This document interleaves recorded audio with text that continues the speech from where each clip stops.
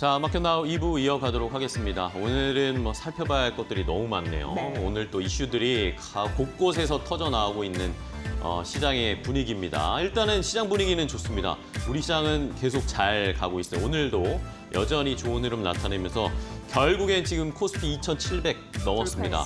자, 시장의 분위기 이렇게 좋은 상황이고 조금 전에 또 트럼프 대통령이 이 전 세계를 상대로 관세를 부과한 것에 대해서 미국의 무역 법원이 이것이 위법하다 이러면서 제동을 좀 걸었습니다. 이러다 보니까 이렇게 되면 트럼프 대통령이 추구하던 이 관세 드라이브가 조금 멈추어지지 않을까. 그렇죠. 네. 그러면 우리도 어쨌든 수출을 많이 하는 나라이기 때문에 좀 부담이 있었는데 이런 것들이 조금은 부담을 털어낼 수 있지 않을까라는 기대감은 좀 있는 상황이에요. 앞으로 이거 근데 또 트럼프 정부 측에서 바로 또 항소를 했대요. 이러니까 이 추이는 조금 더 지켜봐야 될 것 같아요. 네, 그리고 중요한 이슈가 또 내부적으로 나왔습니다. 한국은행 금통위에서 전격적으로 기준금리를 2.75%에서 2.5%로 낮췄습니다. 네네. 시장이 예상했던 바였습니다. 경제 안정에 조금 더 초점을 맞췄다라는 분석입니다. 네.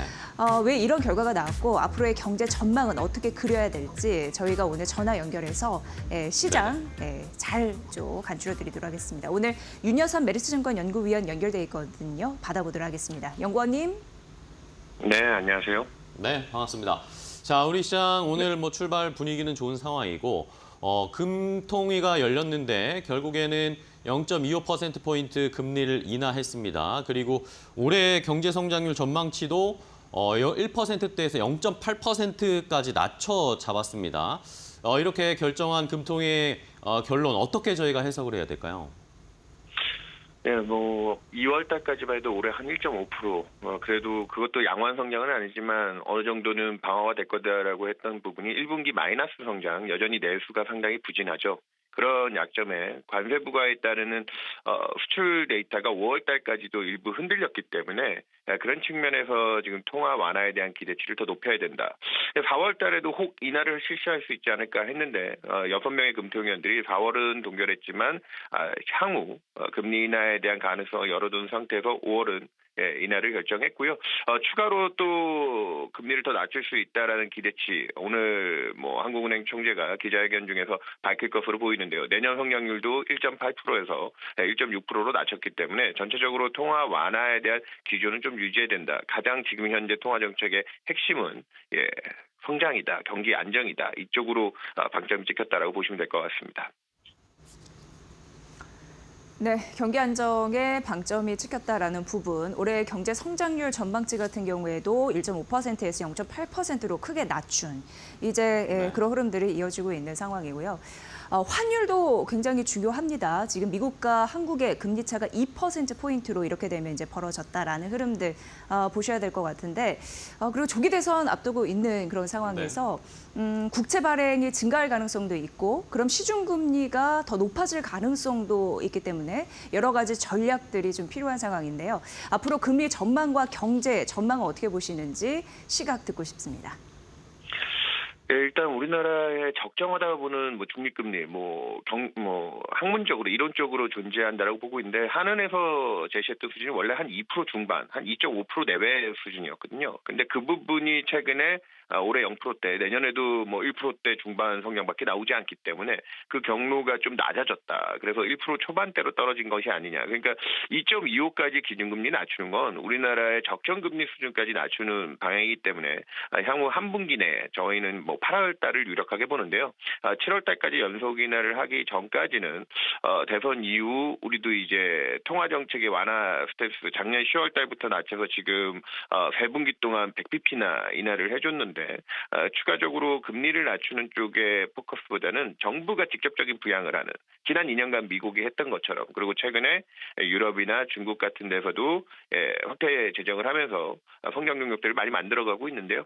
한국도 그쪽에 포커스가 맞춰질 것이다. 그렇기 때문에 통화 정책은 올해 2.25를 8월 달까지 낮추고 4분기에 미국 쪽이 최근에 금리 인하에 대한 기대들이 좀 딜레이되고 있기 때문에 금통위원들 중에 일부는 미국 통화 정책 딜레이에 따르는 오늘도 원달러 환율이 소폭 오르고 있는데요. 미국 쪽의 금융적인 뉴스 때문에 그런 부분들 좀 점검을 하면서 가야 된다라고 하고 있기 때문에 2%까지는 저희는 낮출 수 있다고 보고 있는데 그런 부분을 조금 막판에 클로즈 콜이라고 하죠. 좀 확인이 필요한 단계로 갈 거다.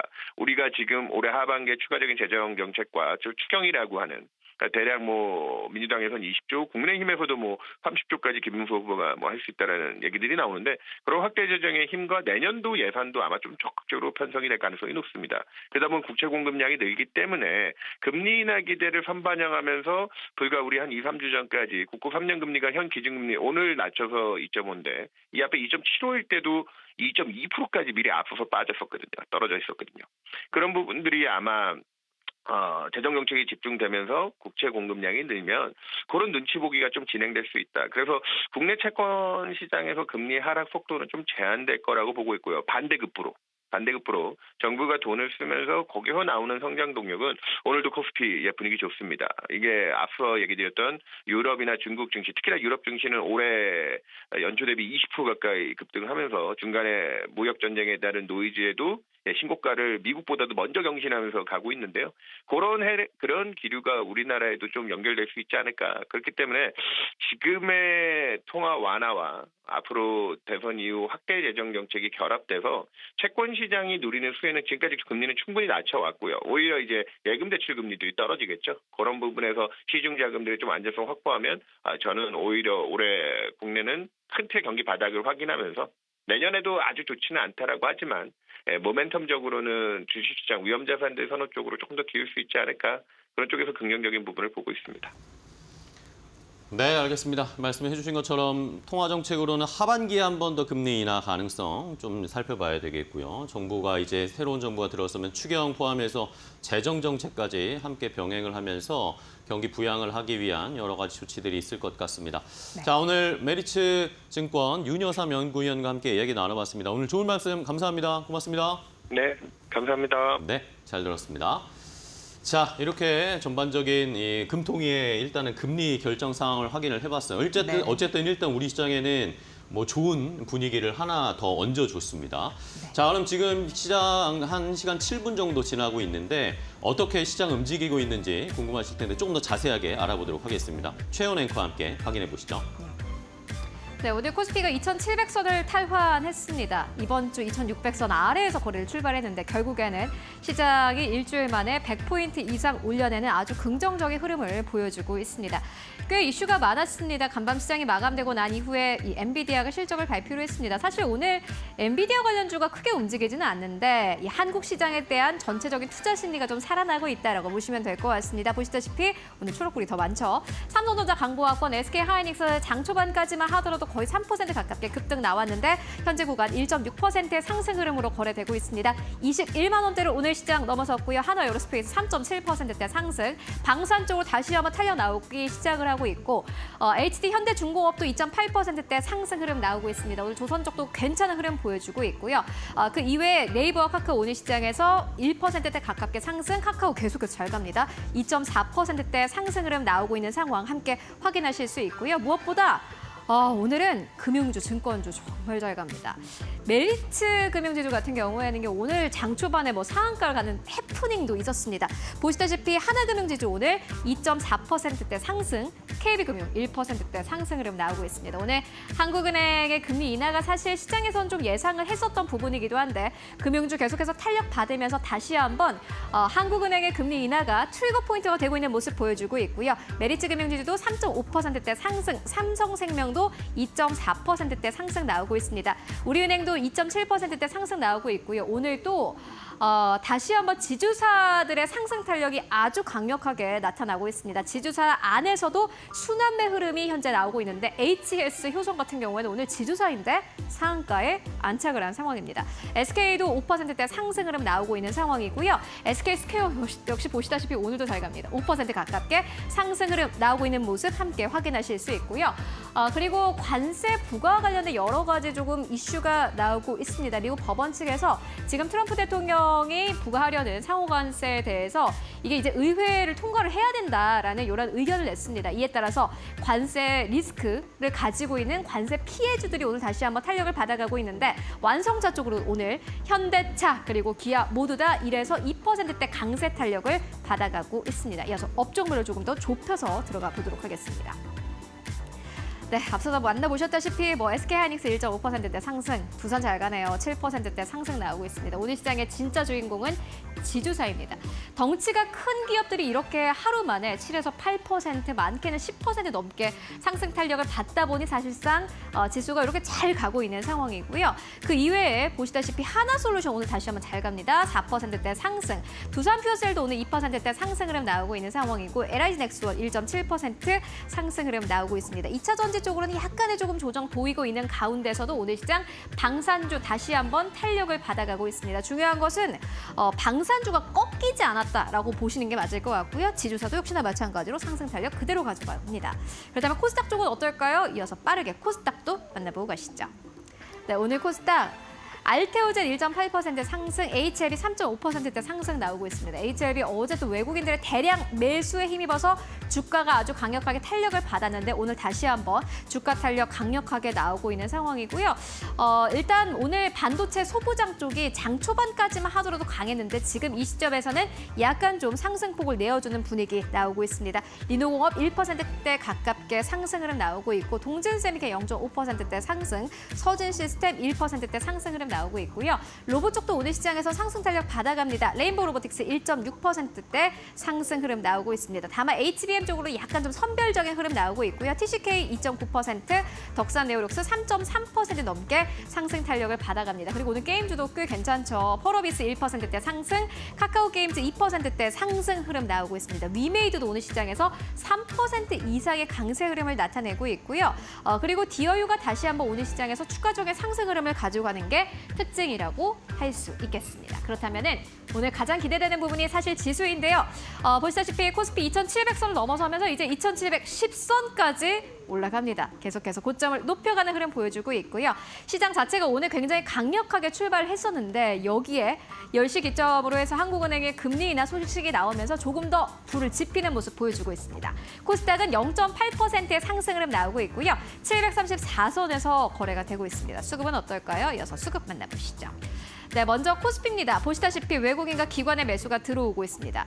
이제 외국인들이 드디어 좀 마음을 정한 걸까요? 어제 이어서 오늘까지 코스피 쪽에서 매수 우위 나타내고 있습니다. 1,000억 원 넘게 사들이고 있고요. 기관이 어제 시장에서 7,000억 원 넘게 담았는데 오늘 다시 한번 기관 투자자들 2,500억 원가량 현재 사들이고 있습니다. 오늘도 개인만이 파는 장인데 역시 사실 수급으로 봤을 때는 개인이 팔고 외국인과 기관이 사야 잘 갑니다. 오늘 결국에는 2,700선을 탈환한 모습 보여주고 있고요. 마지막으로 코스닥 매매 동향도 함께 만나보고 가시죠.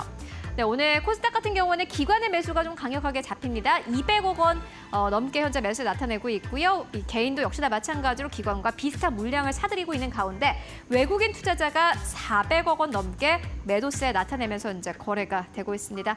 어쨌든 간에 오늘 시장 굉장히 강합니다. 그렇다면은 업종별로 또 종목별로 투자자들은 어느 쪽에 관심을 가지고 있을까요? 일단 달러에 대한 원화의 환율이 오늘 0.8% 상승세 1,384원대에서 거래가 되고 있는 상황인데 관련주도 역시나 마찬가지로 강력하게 움직이고 있죠. 이어서 만나보시죠.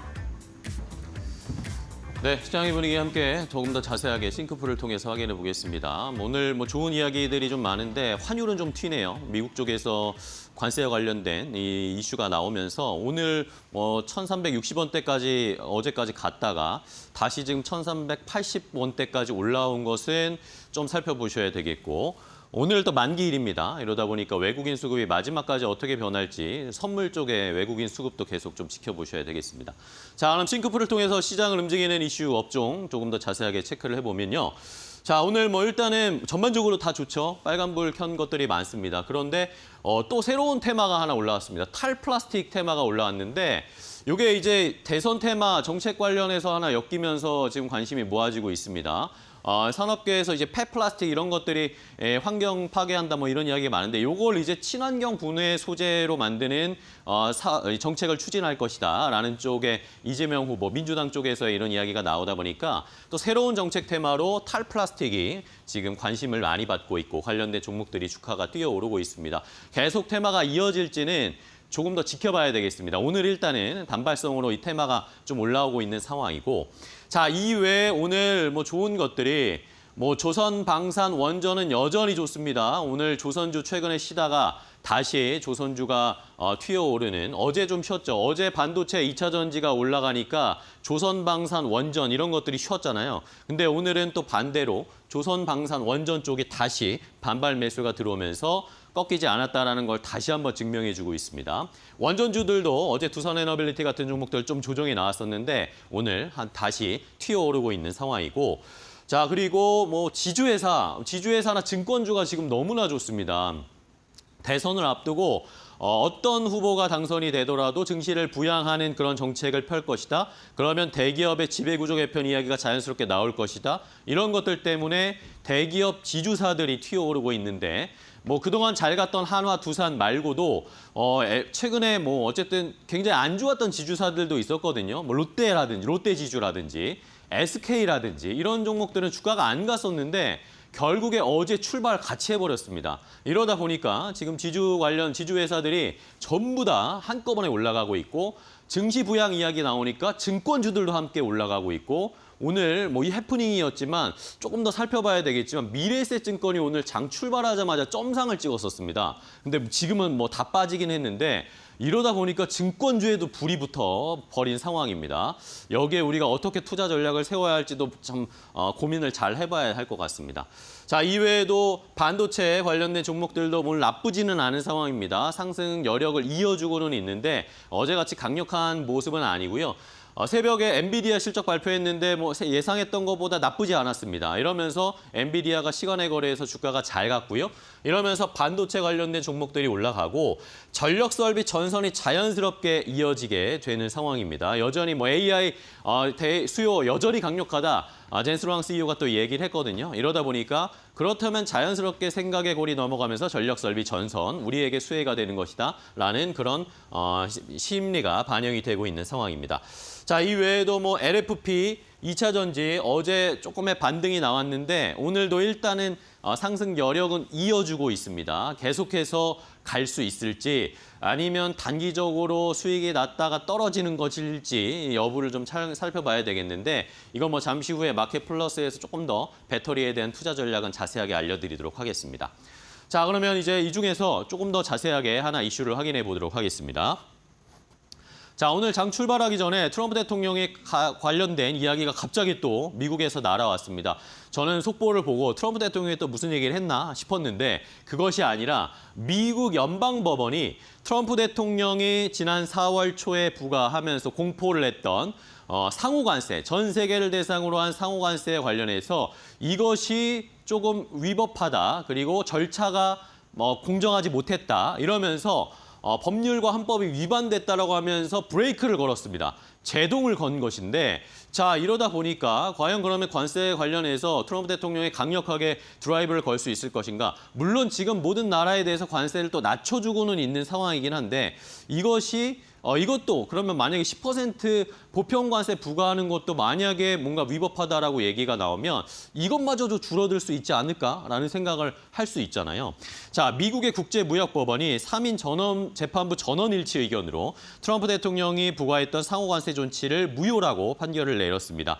재판부의 얘기를 들어보니까 전 세계적인 보복적 관세 명령은 국제 비상경제권한법이 대통령에게 부여한 관세를 통한 수입을 규제할 권한을 범위를 초과한 것이다. 그리고 연방의회 표결을 거쳤어야 했는데 이 과정도 거치지 않았다라고 하면서 절차적으로도 내용적으로도 이것이 위법하다라고 판결을 내린 것입니다.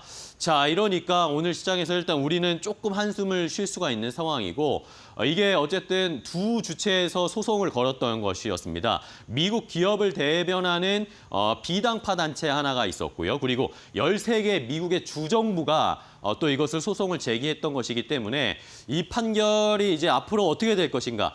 그런데 트럼프 대통령 행정부는 이 연방법원 상호관세 제동에 바로 지금 항소를 했습니다. 이야기가 나오자마자 바로 항소를 했고요. 또 어떤 메시지를 내고 있냐 하면 비선출직인 이 법관들이 법원 구태타를 하고 있다라는 식의 평가를 하면서 또 강력하게 지금 비판을 하고 있는 상황이거든요. 자, 이런 추이 어쨌든 정치적인 리스크가 또 발생을 한 것이기 때문에 계속 지켜보기는 해야 되겠습니다. 일단은 우리 시장에게는 관세 부담이 완화된다라는 그런 심리가 발동이 되면서 좋은 모습을 보여주고 있는데 관세와 관련된 영향이 있는 종목들의 주가 흐름을 먼저 체크해 보겠습니다. 네, 관세 영향권에 있는 대표적인 종목을 설명해 드릴 거고요. 뭐 이런 부분이 완화되면 좋겠습니다. 그동안 어떤 부담감이 있었는지 그런 개별 이슈 정도로 들어주시면 되고 그리고 수급 그 외에 다른 이슈가 있다면 좀 첨가해서 말씀을 드리도록 하겠습니다. 대표적으로 삼성전자 해당될 것 같습니다. 반도체 영역도 그렇고 그리고 이제 스마트폰도 마찬가지예요. 왜냐하면 삼성전자의 전체 스마트폰 중에 그 절반 이상을 뭐 베트남 그 동아시아 쪽에서 아시아 쪽에서 생산 기지를 갖고 있죠. 그렇기 때문에 관세 리스크에 있다면 뭐 공급망 차질이나 가격 압박 인상을 받았던 그런 상황이었습니다. 이런 부분이 좀 해소가 될까요? 어쨌든 어제 이어서 오늘도 소폭이긴 하지만 상승세는 유지되고 있는 거고 하나 이제 수급적인 포인트에서 말씀드리면 어제는 구거래면에 외국인이 매수로 전환되는 좋은 포인트였는데 오늘 장 초반에 다시금 한 90만 주 정도 외국인이 매도를 하고 있더라고요. 이 부분을 좀 참고해 보시면 될 것 같습니다. 주가는 크게 흔들림 없이 뭐 기분 좋은 소식을 받아가는 듯한 흐름을 보여주고 있고요. 현재는 주가가 56,000원 선 위치를 하고 있습니다. 오늘 제가 이제 현대모비스를 가져온 거는 뭐 자동차 완성차 부분도 그렇지만 자동차 부품 업체도 굉장한 스트레스를 받고 있다는 현실을 좀 알려드리고 싶어서입니다. 자동차, 그러니까 트럼프 행정부에서 25% 그 품목 관세 이후에 자동차 부품 쪽에서도 때리는 흔들이 있었는데 생존의 위기다 이렇게 얘기를 하고 있습니다. 영업이익이 크게 줄 가능성을 토로하고 있다고 하는데 대표적으로 현대모비스 그래서일까요? 오늘은 소폭 한 2.5%대 반등세 보여주고 있는 상황이고 26만 원 서울선 위에서 올라가고 있는데 기아 이후에 그 전문가님이 말씀해 주신다고 하니까 그 전략은 또 잘 들어보시면 도움이 되실 것 같고요. 현대제철은 미국의 전기로 제철소 투자에 대해서 지속적인 이슈를 말씀드렸는데 그게 증권사에서는 긍정적으로 판단을 하고 있습니다. 뭐 가격, 안정적인 메리트, 그러면서 사업 확장 이런 부분을 긍정적으로 파악하고 있었고요. 1%대 상승하면서 오늘 28,250원 선 보여주고 있네요. LG 에너지 솔루션도 좀 할 말이 많은 것 같습니다. 트럼프 감세 법안이 하원을 통과한 이슈는 알고 계실 것 같고 근데 AMPC라고 해가지고 그 첨단 제조, 세액 공제 관련 이슈가 크게 달라진 부분은 없고요. 그리고 오히려 중국 기업 같은 경우에는 미국 시장 진출할 때 장벽은 더 높아져서요. 한국 기업이 반사 이익을 얻을 수 있다는 기대 심리가 좀 잔존해 있는데 이후에 윤석천 평론가가 나와서 2차 전지 배터리 산업에 대해서 오늘 인터뷰를 해주실 예정입니다. 참고해 보시면 될 것 같고요. 삼성바이오로직스 인적 분할 이후에 기업 가치 평가 긍정적으로 증권사에서는 바라보고 있습니다. CDMO, CMO 부분에서 영향이 좀 강화될 것이다라는 부분 있는 상황이고요. 신제품이나 신기술 투자도 지속적으로 있으니까요. 기업, 물론 밸류에이션은 높다라고 할 수 있습니다. 하지만 이에 흥해서 따라오는 실적 성장이 긍정적인 거고요. 그래서 밸류 프리미엄은 유지될 것이다라는 가능성을 증권사에서는 보고 있습니다. 오늘은 소폭 좀 밀리고 차익 실현 매물은 나오고 있지만 그래도 황제주 역할은 지속적으로 하고 있다라는 점 말씀드리도록 하겠습니다. 자동차 부품에 대한 얘기를 좀 해드렸는데 그 안에서 우리가 투자 전략을 좀 펼쳐보도록 하겠습니다. 전문가님 어떻게 보십니까? 네, 관세 문제가 이슈화되면 우리나라 수출 기업들이 가장 큰 타격을 받는데요. 그중에서 특히 철강과 자동차가 가장 큰 피해를 봅니다. 철강을 대표하면 포스코홀딩스 거고 그럼 자동차 쪽은 현대차일 텐데요. 그중에서 어떤 종목을 갖고 말씀을 드릴까 하다가 역시나 이제 자동차 쪽이 먼저 좀 영향을 더 받을 것 같고 역시나 이 환율 문제, 그러니까 이 그 관세 문제가 이 트럼프에 대해서 이제 미 법원이 연방 법원이 제동을 걸면서 자동차 쪽에 좀 온기가 오는 것 같습니다. 하지만 자동차 쪽에 부과한 25%는 그대로 부과될 가능성이 있고요. 그 이상은 이제 부과하기 어렵게 된 것이죠. 그리고 뭐 여기서 다 항소를 했기 때문에 그 소송이 미국 내에서 벌어질 겁니다.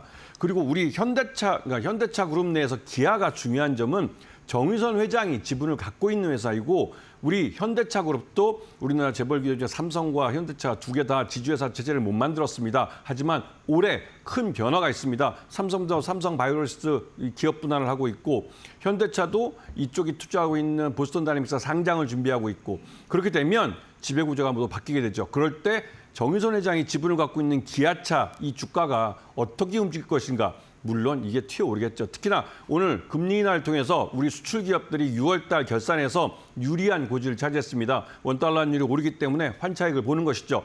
이런 것들 두루두루 살펴보신다면 기아가 그래도 관세 면에서도 또 원달러 환율의 변동이나 또 기준금리 인하에서도 수혜를 볼 가능성이 높은 그런 종목입니다. 네, 알겠습니다. 기아의 투자 전략 시청자분들로 잘 참고해 보시고요. 자, 이번에 두 번째. 오늘 또 중요했던 이슈가 트럼프 관세 이 제동 전에 사실 모든 분들이 엔비디아 실적을 새벽에 다 찾아보셨을 겁니다. 엔비디아 실적 발표를 정리를 해보고 반도체 투자 전략을 잡아야 될 텐데, 자, 일단 뭐 결론부터 말씀드리면 젠슨 황 CEO는 여전히 AI의 수요가 강력하다. 그러니까 너무 걱정하지 말아라. 라는 이야기를 컨퍼런스 콜에서 계속 이야기했습니다. 숫자로 확인을 해봤을 때도 아직까지는 뭔가 계속해서 성장하는 숫자들을 보여주고 있었기 때문에 그러다 보니까 실적 발표하고 나서 장 마감 후에 애프터마켓에서 미국 증시에서 엔비디아의 주가가 튀어 올랐습니다. 장 마감할 때는 오히려 하락으로 마감을 했는데 시간의 거래에서 튀어 올랐습니다. 자, 일단은 구체적으로 좀 살펴보면 일단은 이번 분기에 엔비디아의 매출은 440억 6천만 달러를 기록을 했습니다.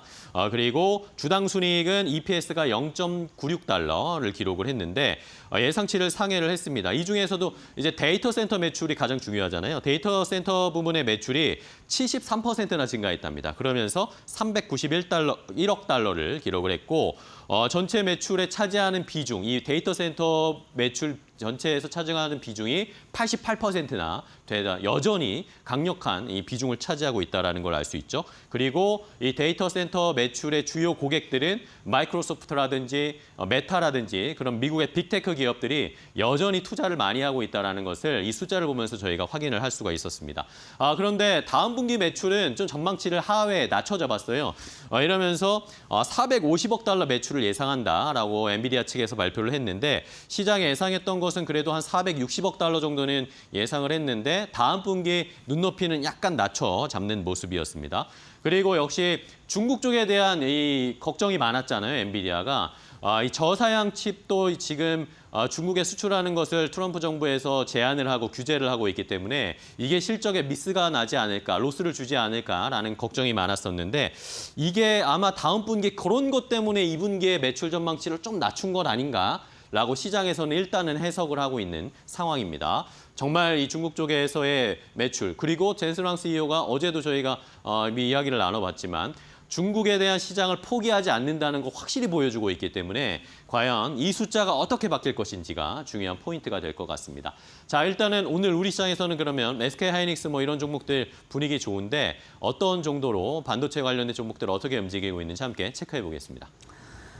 네, 대표 선수인 SK 하이닉스부터 보게 되는 그런 심리이죠. SK 하이닉스 지금 5거래 연속 상승하고 있습니다. 오늘 그 이슈 나오고 아주 큰 폭으로 튀지는 못하는 이유, 기대감이 선반영됐었구나라는 걸 느낄 수 있는 상황이고요. 삼성전자와 다르게 외국인의 순매수세는 5거래 연속 이어지고 있다는 점도 수급적인 차이점 말씀드리도록 하겠습니다. 오늘 역시 20만 원 선 위에서 그래도 견조한 우상향 추세를 이어가고 있는 상황이고요.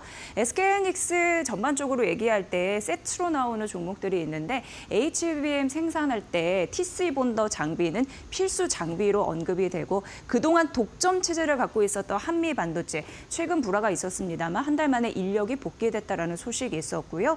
어쨌든 하나비전의 자회사 하나세미텍 간의 여전히 갈등은 겪고 있는 상황입니다.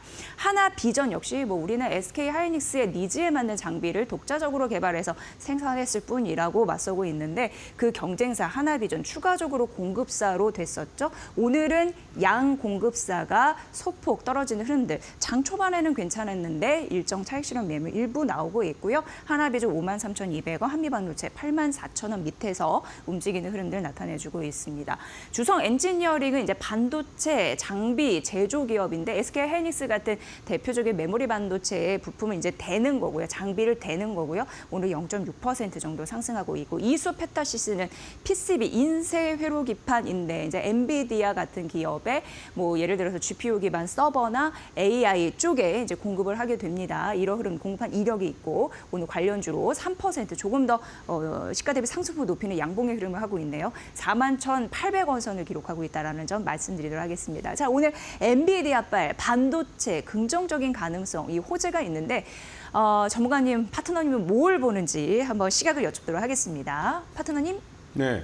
그 엔비디아 실적을 보고 나서 다른 무엇보다도 H20이라고 해서 중국향으로 만든 AI 이 가속기 이게 말 그대로 미국에 의해서 정책적으로 이 중국에 수출을 못하게 됐습니다. 근데 이거는 중국향으로 만들어졌기 때문에 딴 데 팔 수도 없어요. 그래서 80억 달러를 뒤집어 쓰게 된 겁니다. 그것 때문에 단단히 젠슨 CEO가 삐졌는데요. 삐졌다 보면 좀 화를 낸 거죠.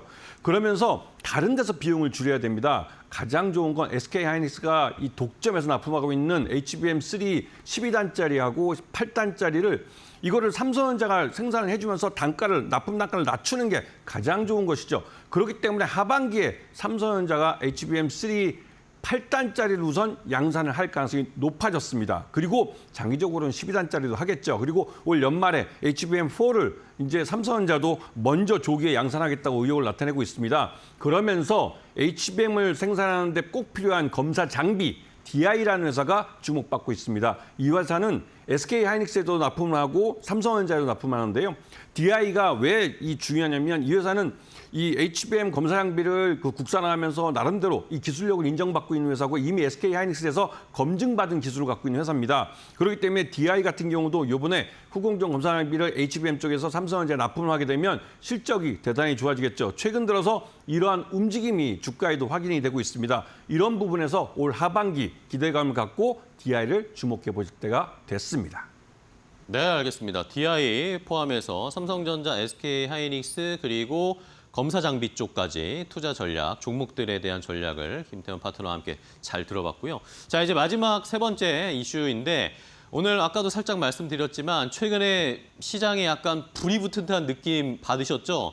지수가 2,700선까지 굉장히 빠르게 올라왔습니다. 오늘 지금 2,702포인트까지 약간 내려오긴 했는데 어쨌든 2,700 의미 있는 선을 돌파했습니다. 그 면면을 살펴보면 어제 일단 삼성전자, SK하이닉스 같은 대형주가 많이 올랐고 오늘 같은 경우에는 뭐 지주사라든지 아니면은 또 증권주 그리고 조선방산, 원전 이런 것들이 또 한꺼번에 올라가다 보니까 지수를 끌어올리고 있는 상황인데요. 자, 최근에 지주사에 불이 붙었습니다. 지주사라고 하면 우리가 일반적으로 별로 재미없는 주식이라고 생각을 하시는 분들이 많으셨을 텐데 지주사가 지금 하루에 뭐 5%, 10% 이런 식으로 막 올라가고 있습니다. 왜 그러냐 살펴보면 일단은 대선을 앞두고 있습니다. 오늘 뭐 이제 사전 투표가 시작이 됐는데 대선이 끝나고 나면 어쨌든 어떤 후보가 당선이 되더라도 증시를 부양하겠다, 주식 투자 시장을 건전화시키겠다 이런 공약들을 막 내세우고 있습니다. 그러다 보니까 그렇게 하는 여러 가지 방법론들이 있겠죠. 기업 지배구조를 개편한다든지 아니면 상법 개정을 한다든지 자본시장법 개정을 한다든지 이런 식으로 조치를 취하게 될 텐데 그렇게 되면 지배구조 개선을 할 때 가장 첫 번째 우리가 쓸 수 있는 방법은 이 대기업의 지주사의 가치를 올리는 뭐 그런 전략을 쓸 수가 있을 겁니다. 이렇게 되면은 뭐 중복 상장을 막아야 되고 오너 중심 의사결정 보완 이런 것들 정책이 막 따라 붙을 텐데 자연스럽게 그러면서 첫 번째 타자로 지금 지주사들의 관심이 많이 쏠리고 있는 상황이고요. 자, 여기에다가 어제 뉴스 보셨는지 모르겠는데 민주당의 이재명 후보가 코스피 ETF와 코스닥 ETF 그리고 코스피 200 ETF를 매수했다라는 소식이 전해졌습니다. 종목은 살 수가 없는데 이런 ETF에 투자는 가능하거든요. 그럼 이것을 매수를 했다는 인증을 하고 만약에 본인이 대통령이 되면 임기 말까지 5년 동안 1억 원어치의 ETF를 사겠다. 결국에 지수를 끌어올리겠다라는 사인을 내비쳤습니다. 이러다 보니까 오늘 증권주도 같이 올라가고 있습니다. 자, 시장에서 이제 대선 후에 투자 전략을 저희가 잘 세워야 되는 상황인데 지금 단기적으로 좀 많이 올라온 경향은 있지만 어떻게 투자 전략을 세워야 할지 일단은 오늘 뜨거운 지주사들의 주가 흐름 좀 체크해 보겠습니다. 어제 시장에서요. 주요 지주 회사 15개가 52주 신고가를 경신했고 최근 흐름 보면은 잘 가는 종목도 잘 가기 때문에 오늘 추세적으로 봤을 때 또 잘 가고 있는 상황입니다. HD, 현대, 롯데지주, 한화, SK스퀘어 모두 장중 52주 신고가를 다시 썼거든요. 이게 저 PBR 관련주로 최근 부각받고 있고 정책 기대감 그리고 그동안 좀 눌렸던 데에 못 갔던 힘이 바짝 지금 올라가고 있는 상황이다. 이런 느낌이 듭니다. HD 현대가 5거래 연속 상승 흐름을 보이면서 오늘도 10% 넘는 급등세 보여주고 있는 상황인데 여기가 예전 정유에서 이제는 조선이나 전력 기기 쪽으로 완전 포트의 중심이 바뀌고 있잖아요. 그런 힘을 HD 현대가 받아가는구나라고 느끼시면 될 것 같고 10만 원을 훌쩍 뛰어넘었습니다. 5거래 연속 상승한 거 하나도 마찬가지예요. 오늘 6%대 강세인데 하나 같은 경우도 대표적으로 하나 에어로스페이스 떠올리실 것 같고 그리고 하나 솔루션 이런 자회사의 실적이 안정적으로 되다 보니까 하나 같은 경우에는 올해 주주 환원 정책도 좀 강하게 펼쳐지겠구나라는 걸 느끼시는 듯합니다. 71,900원 선 보여주고 있고요. 롯데 같은 경우에는 2분기 실적은 부진할 것으로 예상됐는데 왜 가느냐. 신사업 성장 동력을 굉장히 긍정적으로 바라보면서 예전에 엄청 악수를 두고 있던 롯데지주의 흐름들이 롯데그룹의 흐름들이 새로운 이미지로 변신 중이구나라는 걸 느끼시는 것 같습니다. 오늘도 10% 넘는 급등세로 52주 신고가 경신하면서 3만 원 선을 넘어선 흐름이 나타나고요. SK스퀘어 역시 SK그룹 지주 같이 이런 부분이 좀 부각이 되면서 오늘 11만 2,300원 역시 52주 신고가 경신했습니다. 두산이 이렇게 갈 줄은이라고 생각하시는 분들 많으실 텐데 최근 증권사에서 하나같이 두산 지주 회사의 기업 가치를 다시 재평가하는 흐름들이 있었고 제가 며칠 전에 앵커 브리핑에서 그 전자 부분의 실적을 강조해드렸는데 역시 오늘도 증권사에서 59만 원짜리 목표 주가를 내면서 전자 부분의 실적이 굉장히 긍정적이다라는 코멘트를 냈으니까 이 부분도 참고해 보시면 될 것 같습니다. 두산그룹이 내년에 130주년 맞거든요. 기분이 좀 좋을 만합니다. 자, 지주회사 중에 뭘 봐야 될지 파트너님의 의견을 여쭙도록 하겠습니다. 어떻게 보세요? 네, 역시나 뭐 지주회사 이게 지난 정부 때 이제 기업 밸류업부터 시작해서 이 기업들을 주가를 끌어올려야 한다고 얘기를 했고 그 장부가 PBR 1 이상을 만들어라 이렇게 얘기를 하는데요. 그런데 이번에 이 정부가 이제 바뀔 수도 있고 하여튼 다음 정부에서 이러한 것이 구체적으로 상법 개정을 통해서 나타날 것 같습니다. 그렇게 되면 이 오너 일가와 일반 주주들의 이해가 상충할 때 이제는 상법 개정이 되면 이 소액 주주의 손을 들어줄 수 있는 여건이 만들어지는 겁니다. 이런 상황에서 지주회사에 대해서 그러면 이제 진짜 가치가 높아질 수가 있는 것이죠. 그래서 실제로 주주 환원도 많이 늘어나고 PBR 1 이상으로 만들 수 있는 여러 가지 정책들이 나오기 때문에 이러한 종목들을 봐야 되고 특히 한화.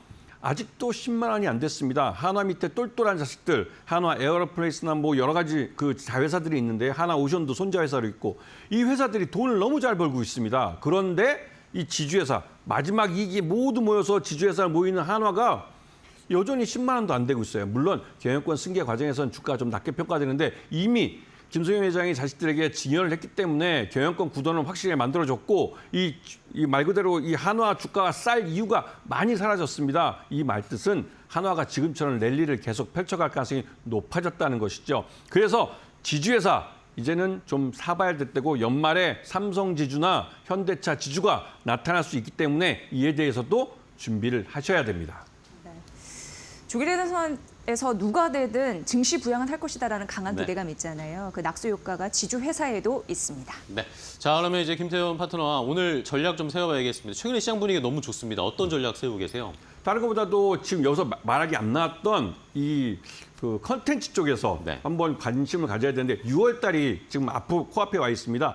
6월 하면 여러분들이 뭐 넷플릭스에서 많이 기다리고 계시는 오징어 게임 시즌 3가 시작되는데요. 거기에 주연 배우가 최대 주주로 있는 회사가 있습니다. 그것도 상장사죠. 이름이 아티스트 컴퍼니라는 회사입니다. 아티스트 컴퍼니라는 회사는 이 배우들 매니지먼트로 시작을 해서 이 지금 영화 제작까지 하는 회사고 자회사로 아티스트 스튜디오라는 이 그 드라마 전문 제작 회사를 또 인수를 했습니다. 그러면서 이 아티스트 컴퍼니는 중국 회사들, 중국 엔터 회사들과 또 합작으로 이런 작품을 만들려고 이 협의를 하고 있고 이런 면에서 아티스트 컴퍼니는 다음 달 6월 달에 여러 가지 호재성 뉴스가 많이 나올 수 있는 좀 기대감을 갖게 하는 회사고 지금 주가도 이러한 빌드업을 해가고 있는 과정으로 보입니다. 그렇기 때문에 아티스트 컴퍼니를 한번 주의 깊게 보실 필요가 있어 보입니다.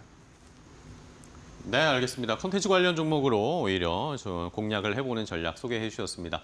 자, 마켓나우 브리핑으로 오늘 시장의 분위기 전반적으로 좀 살펴봤습니다. 이제 한 걸음 더 깊이 들어가서 코스피 벌써 2,700 올라왔어요. 이제 또 자연스럽게 따라오는 이야기 있죠. 코스피 3,000 멀지 않았다 그런 이야기 나타나고 있는데 과연 어떤 전략을 세워야 할지 잠시 후에 조금 더 자세하게 레몬 리서치 김민수 대표와 얘기 나눠보도록 하겠습니다.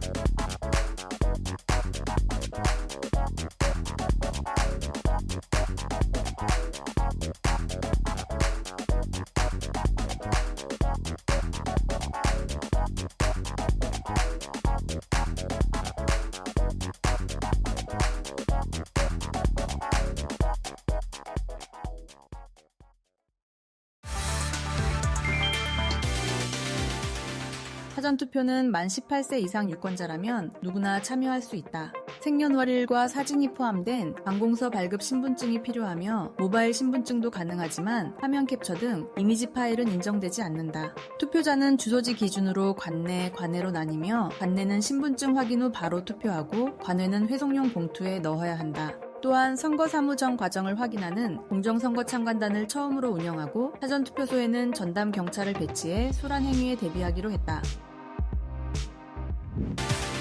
28일 뉴욕 증시가 일제히 하락 마감했다. 트럼프 대통령이 유럽연합에 대한 50% 관세 부과를 6월 1일에서 7월 9일로 연기하면서 전날 뉴욕 증시가 크게 반등한 이후 잠시 숨고르기에 나선 분위기다.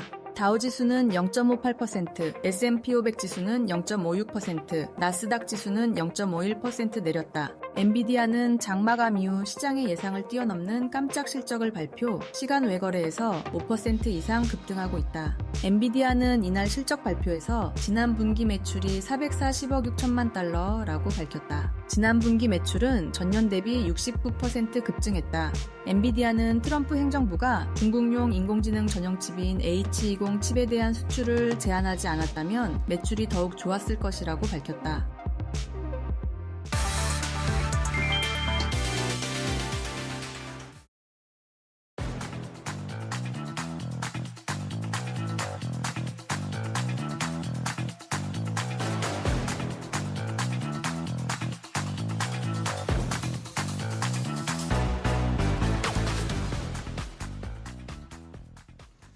자, 마켓나우 2부와 함께하고 계십니다. 우리 시장은 일단은 2,700선 유지하고 있고요. 2,701포인트 지금 기록을 하면 코스피 쪽에서 외국인 매수가 들어오고 있습니다. 선물 매수는 안 들어오는데 그래도 초반보다 외국인이 코스피에서 현물 매수, 순매수로 전환을 하면서 시장을 받쳐주고 있고 코스닥은 0.5%대 상승 탄력을 유지하고 있습니다. 중국 쪽의 출발 상황 보면 중국 상해 종합지수나 홍콩 항생지수 오늘은 뭐 큰 변동 없이 출발을 했습니다. 상해 종합지수는 강보합권 소폭 상승하면서 출발했고 홍콩 항생지수는 약보합권 0.08% 하락으로 출발을 하는 상황입니다. 자, 그리고 오늘 금통위가 있었는데 금통위 있고 나서 지금 계속해서 금통위에서 기자회견 있고 메시지가 나오고 있는데 성장 하방 리스크 완화를 위한 금리 인하 기조를 지속할 것이다. 내수 회복이 지금 더딘 상황이고 수출도 이제 관세는 좀 더 지켜봐야 되겠지만 관세 영향 때문에 어쨌든 뭐 자동차 쪽이나 이런 쪽은 관세 부담을 받고 있잖아요. 이런 것들 때문에 수출 둔화폭이 확대될 것을 예상하고 있기 때문에 어쨌든 금리 인하 기조를 좀 지속할 것이다라는 식의 코멘트들이 나오고 있습니다.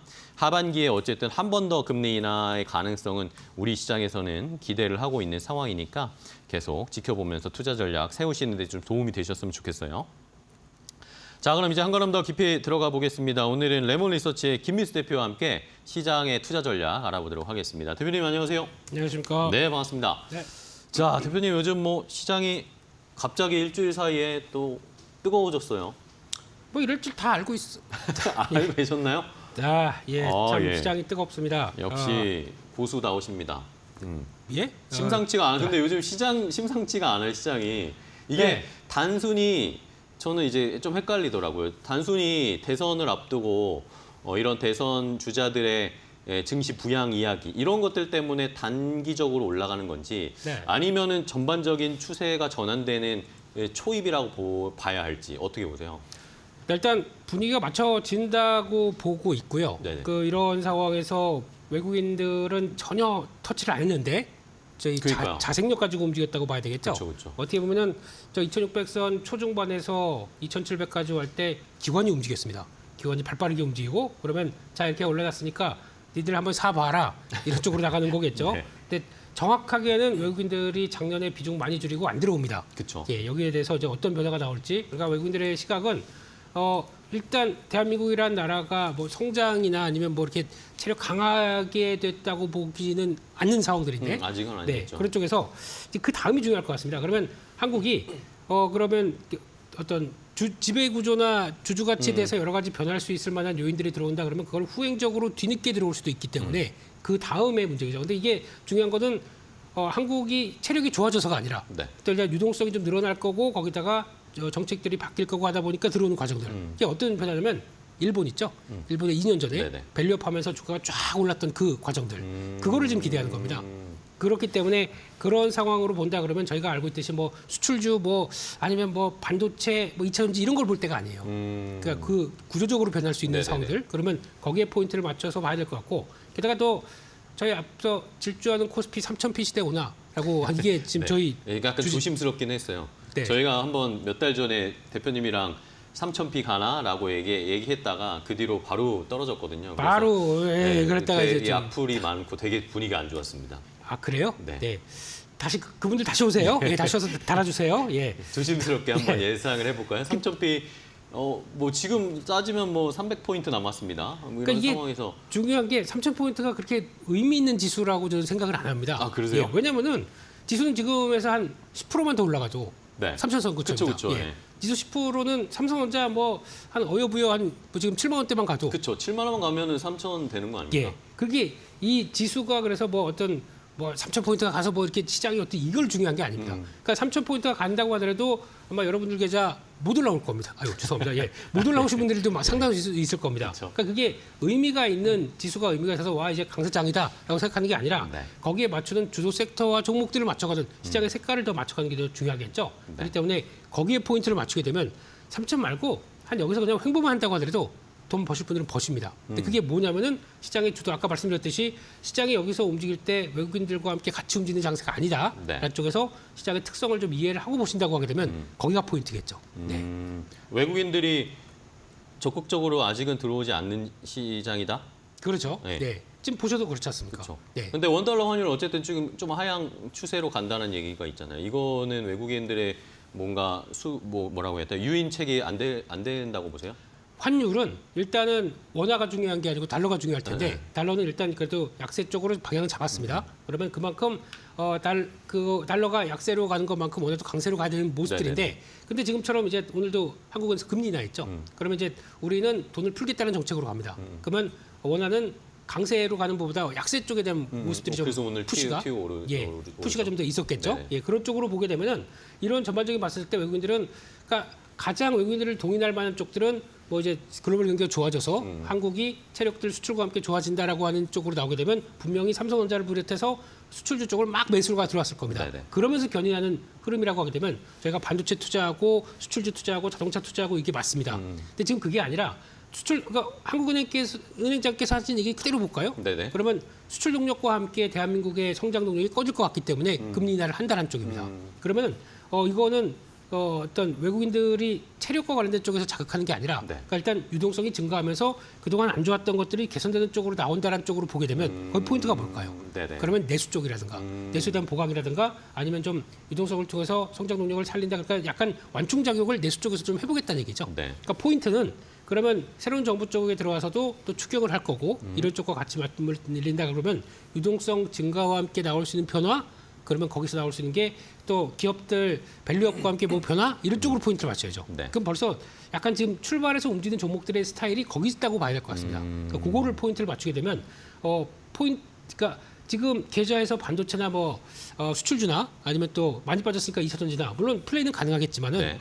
이런 쪽으로 비중을 갖고 계시면 아무리 3,000포인트가 간다고 하더라도 계좌 못 들어갑니다.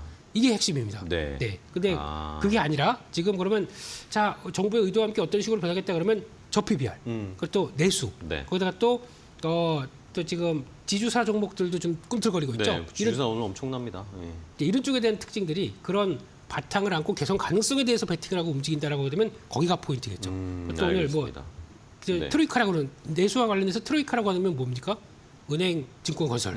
네. 요게 또 핵심적으로 움직이겠죠. 네. 근데 증권주는 아이고 예. 네, 그렇습니다. 예. 네. 그렇게 봐야 될 것 같습니다. 그러면은 결국에는 오늘 한국은행에서는 금리 인하 기조를 유지하겠다라고 네. 하면서 좀 돈을 풀겠다라는 정책을 쓴 게 확인이 됐고 이제 차기 정부가 들어서면은 추경 분명히 할 것이고 네. 재정 정책으로 뒷받침하는 정책이 나올 것이고 그러면 내수 쪽을 봐야 되는 것이고 네. 여기에다가 또 지금 어쨌든 지주사나 증권주 불을 붙인 건 어쨌든 어떤 정권이 들어서든지 증시 부양을 할 것이다. 네. 이런 정책들을 막 내놓고 있잖아요. 네. 공약들을. 네. 그러면 결국에 저희가 여기에서 경우의 수나 여기에 연관된 것들을 잘 뽑아내야 될 것 같아요. 그렇습니다. 네. 그래서 자꾸 제가 일본 얘기를 드리는 게 네네. 근데 일본도 어떤 뭐 일본의 체력이 좋아져서 뭐 어떻게 변했다기보다 뭐 특히 그때 같은 경우는 엔화가 약간 강세로 가는 기조였거든요. 엔화 네네. 약세 끝났다는 쪽이었거든요. 그리고 주가가 막 올라갔던 얘기는 이제 그런 어떤 정책적인 변화에 대한 기대감들이 또 이어졌다고 봐야겠죠. 근데 네. 거기다가 약간 유동성까지 공급된다 네네. 하다 보니까 조금 더 기대감이 좀 차오르는 거고요. 또 중요하게 봐야 될 부분들은 그럼 다음 정부가 그러면 누가 될지 모르겠지만 네네. 오늘부터 이제 사전 투표가 들어가네요. 일단은 첫 번째 뭐 제일 많이 얘기 나오는 거는 상법 개정과 관련된 이야기. 그렇습니다. 이 민주당 쪽에서는 상법 개정을 추진할 가능성이 높고 네. 국민의힘이 만약에 되면 자본시장법 개정으로 갈 거다. 맞습니다. 이 투 트랙으로 서로 다른 입장인데 네. 어쨌든 이 둘 다 어쨌든 증시에는 좋은 호재 아닙니까? 호재죠. 기업들이 변화하게 자극을 한다. 네네. 그런 쪽으로 봤을 때는 호재고, 그 다음에 지금까지 그렇게만 끌어왔었으니까 뭐 내용들로 보게 되면은 약간 결은 다르다고 하더라도 비슷한 내용들은 그쵸. 일단 지금까지 해왔던 여러 가지 기업들의 내용 쪽에서 네. 주주에 대한 권리나 주주에 대한 보호책이나 이런 것들이 너무 터무니없이 되었기 때문에 네. 그에 따라서 대응을 하겠다는 쪽들이 특히 이사회의 이사의 의무가 이제 어떻게 보면은 주주까지도 포함이 된다라고 하게 되면 이제 이해 상충이 좀 더 넓어지는 쪽으로 네네. 가죠. 그러면 그런 쪽에서 무조건 회사 측을 위해서만 움직였던 어떤 결정들이 이제 주주까지도 감안을 한다 그러면 주주가 마음에 안 든다 그러면 당연히 액션이 나올 수 있습니다. 그쵸. 예, 네. 우리 권리를 위해서 소송할 수도 있고. 그렇죠. 그렇게 하면 그게 과거에는 법적으로 안 됐다라고 하게 되면 그 법적으로 돼 있을 수가 있기 때문에 회사가 바뀌는 긍정적으로 그러니까 주주들을 위한 쪽으로 바뀌는 쪽에 대해서 네. 얘기가 나올 수 있겠죠. 그러면 대부분 보게 되면 내가 주식을 샀는데 이 회사 돈도 많고 저평가라고 샀는데 주가는 안 가. 주가 안 가고 배당은 무슨 매달 무슨 매년 보게 되면 0.5%. 주거리만큼 네. 해주고. 그럼 마음에 안 든다. 네. 그럼 네 혈관 갖고 뭐 하는 거냐? 그러면은 이걸 가지고 적정하게 배당도 하고 아니면 투자 안 할 거면 배당해라. 그런 네. 쪽으로 이렇게 강하게 나오게 되면 그것도 또 하나의 동인이 될 수가 있겠죠.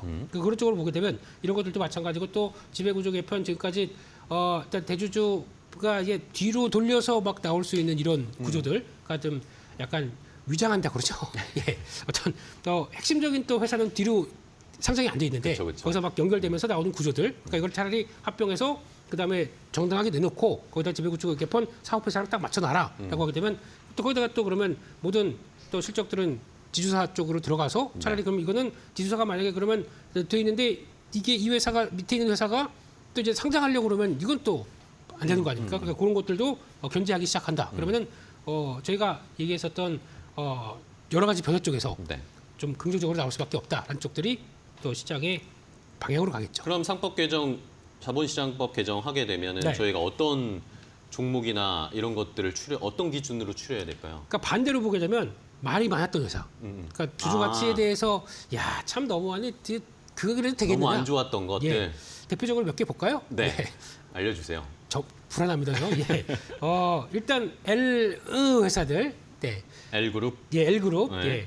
예. L 끝에 G도 있고 S도 있고 네. X도 있고 있어요. 네. 예, 이런 쪽 회사들 대부분 보게 되면은 좀 그래요. 네. 예, 그러니까 특히 이제 주주 가치에 대해서 좀 대응하는 게 좀 상당히 좀 많이 떨어졌었고 거기다가 또 있기만 하게 되면 자꾸 밑에 있는 거 상장해가지고 물적 분할해서 좀 들어온다. 대표적인 게 그룹 솔루션. 쪽이었었죠. 이런 것들 같은 경우도 이제 그렇게 못한다. 그러면 이제 그대로 이 상태로 이제 주주 가치가 보호되고 강화된다라고 하게 되면 오히려 법적으로 되기 시작하게 되면 오히려 가치가 바뀌어지지 않을까라는 쪽들도 보게 되면 그러니까 그런 쪽이 이제 타깃이 될 거고 아니면은 아예 그냥 우리는 주주 가치 잘 하기로 하고 있는데 주가도 이제 어느 정도 반영이 됐다가 그러면 알아서 더 잘하는 회사들 같은 경우는 보호가 돼 있다 그러면 더 강화될 거 아닙니까? 더 잘할 네, 회사들. 의지가 있는 회사들이죠. 예, 그런 쪽에서 아마 저희가 밸류업 지수가 무슨 의미가 있느냐라는 쪽으로 봤는데 이번에 보다 보니까 종목 중에서 밸류업 의지가 있다고 하면서 들어왔던 종목 중에서 윤성 FNC 이런 회사 같은 경우는 이번에 탈락해 버렸습니다. 네네네. 네, 그건 이제 그렇죠. 의미가 있다는 게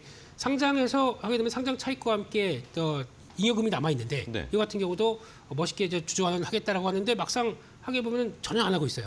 이런 거 탈락시켜야죠. 어떻게 보면. 그렇죠. 예, 그러면 밸류업 쪽에 들어가서 그런 쪽으로 자리를 잡기 시작해서 기업들이 부각을 받는다. 이건 눈여겨봐야 될 것 같아요. 그러니까 지금도 아까 말씀하셨듯이 증권주 쪽을 얘기를 한다고 하더라도 왜 미래에셋증권은 10몇 %가 올라가고 그러니까요. 예, 그리고 또 삼성증권도 한다고는 했는데 액션을 보여주느냐 안 하느냐의 차이거든요. 그러니까 자사주 매입해서 소각하겠다. 벌써 1년 전부터 하기 시작해서 그 과정들이 나오기 시작한다 그러면 당연히 시장에서는 그러면 앞으로도 돈 벌면은 더 잘하겠지. 더 잘하겠구나, 네, 이런 이런 쪽으로 생각을. 가다 보니까 거기서 더 푸시가 더 강하게 들어온다고 봐야 될 것 같습니다. 그래서 아유. 그런 주주 가치가 지금도 하고 있고 진행되는 회사들 이게 더 제일 또 중요한 포인트가 아닌가 싶습니다. 알겠습니다. 자, 이러면서 오늘 미래에셋증권 뭐 앞서도 저희가 체크해드렸지만 시작하자마자 점상 갔다가 지금 뭐 15% 상승 탄력 계속 나오고 있네요. 자, 그 다음으로 또 이제 관심이 많은 것이 자본시장 쪽에서 관심이 많은 게 이제 배당소득 분리과세 이야기입니다. 요것도 일단은 뭐 국민의힘 쪽에서는 추진할 거다라는 이야기가 있고 이재명 민주당 후보 측에서도 공식적으로 내걸진 않았지만 어느 유튜브나 이런 데 나와서 긍정적으로 좀 검토를 해보겠다라는 식의 이야기를 했었거든요. 결국에는 이 배당소득 분리과세 어쨌든 대기업의 그런 지배구조나 이 배당을 잘 안 해주는 이유가 이런 것들 때문이었는데 그렇죠? 요게 만약에 통과가 되면 또 저희가 어디에서 투자 포인트 어디에서 콕 집어서 집중을 해야 될까요? 네, 이게 돼야죠. 뭐 이제 5천 포인트 얘기하셨던 분, 예, 네. 그분께서도 이런 거 조금만 개정해 놓으시게 되면은 가능합니다. 그냥 뭐 근데 세수가 줄어들까봐 약간 걱정이다 뭐 그런 이야기는 하는데 세수는 잘 안 되면 해야죠. 예, 세수하고. 예, 근데 중요한 거는 세수, 그러니까 이거를 다른 쪽으로 먼저 어떻게 바꿔 가야 될 부분들인데, 그러니까 이걸 통해서 그 세수를 그 세금을 통해서 그러면 주주 가치들을 그동안 그것 때문에 안 했다는 얘기 아닙니까? 결국은 이 기업 쪽으로 보게 되면 그걸 풀어놔서 다시 바꿔놓는 것 쪽에서 나가는 것들이 그 다음엔 다시 뭐 세수와 관련된 부분들이 좀 그 다음에 정리가 돼야 될 것 같고요. 근데 이게 지금 그러면 만약에 분리과세를 한다라고 하게 되면 지금 이제 우리 앵커님이 대주주입니다. 대주주인데 대주주 입장 쪽에서 만약에 내가 지분 갖고 있는 게 한 뭐 30%가 있습니다. 근데 거기다가 지금까지 보게 되면 한 2천만 원 이상이게 되면 종합과세에서 배당 수익 받은 거 다 통합해서 세금을 더 내야 됩니다. 금액에 따라서 거의 뭐 한 40%까지 더 낼 수 있고 뭐 이렇게 나옵니다. 그러면 열심히 내가 내 회사에서 내가 돈 벌어가지고 내가 배당 받는데 이거 40% 낸다? 세금을 더 내야 돼 이러면 이제 안 하죠. 안 하죠. 그러니까 그냥 하지 마. 그냥 배당 눈꼬리만 주지 마. 예, 쭈꼬리만큼만 해. 이렇게 나올 수 있는데 이게 분리되기 시작한다. 그러면은 이거와 따르게 되다 보니까 오히려 과세가 적게 되면 대주주 입장 쪽에서도 이거 한번 해볼만 하겠는데 나 좀 우리 회사 열심히 했으니까 돈 좀 벌자. 그렇죠. 이런 쪽으로 나오게 되면 변화가 될 수가 있겠죠. 그러니까 좀 나눠주세요. 좀 예. 그렇게 해주세요. 예, 그렇게 되기 시작하게 되면 이것도 하나의 변화가 될 수가 있기 때문에 아마 그런 걸 보셨으면 좋겠습니다. 이런 쪽에서도 아마 고배당 여력들이 충분히 있는 회사들, 예, 그거에다가 우리 고배당으로 가겠다라고 어느 정도 좀 보여줬던 회사들 같은 경우는 이런 쪽으로 나왔을 때 가장 큰 호재가 되겠죠. 네. 어떤 기업들이 있을까요? 대부분 보게 되면은 뭐 이제 당연히 금융 지주 쪽이나 금융 쪽들은 당연히 들어갈 거고요. 건설 쪽에서도 잘 지내고 있는데 업황 때문에 좀 힘들었지만 여전히 배당 높게 하는 회사들 있습니다. 이런 쪽들도 당연히 들어갈 것 같고 소비재 쪽에서 뭐 KTNG, 그리고 뭐 하이트진로 이런 것도 고배당인 한데 저희가 별 관심이 없어요. 그쵸. 예, 그냥 원래 경기 안 좋고 그러면은 이제 이게 많이 하긴 하지만 이제 과거처럼 이제 밖에서 막 모임 많고 이런 쪽이 아니다 보니까 그쵸. 약간 좀 위축되는 건 있겠죠. 근데 그럼에도 불구하고 고배당 쪽이고 뭐 통신 쪽, 자동차의 기아 이런 것들 다 고배당 쪽이다 보니까 또 원전 관련해서 한전 KPS 이런 거 같은 경우도 또 영향을 끼칠 수가 있겠죠. 이런 쪽으로 쭉 보게 되면은 아마 분리과세와 관련된 쪽에서의 성향을 또 긍정적으로 나올 수가 있기 때문에 이것도 한번 눈여겨봐야 되겠다라고 봐야 될 것 같습니다. 네.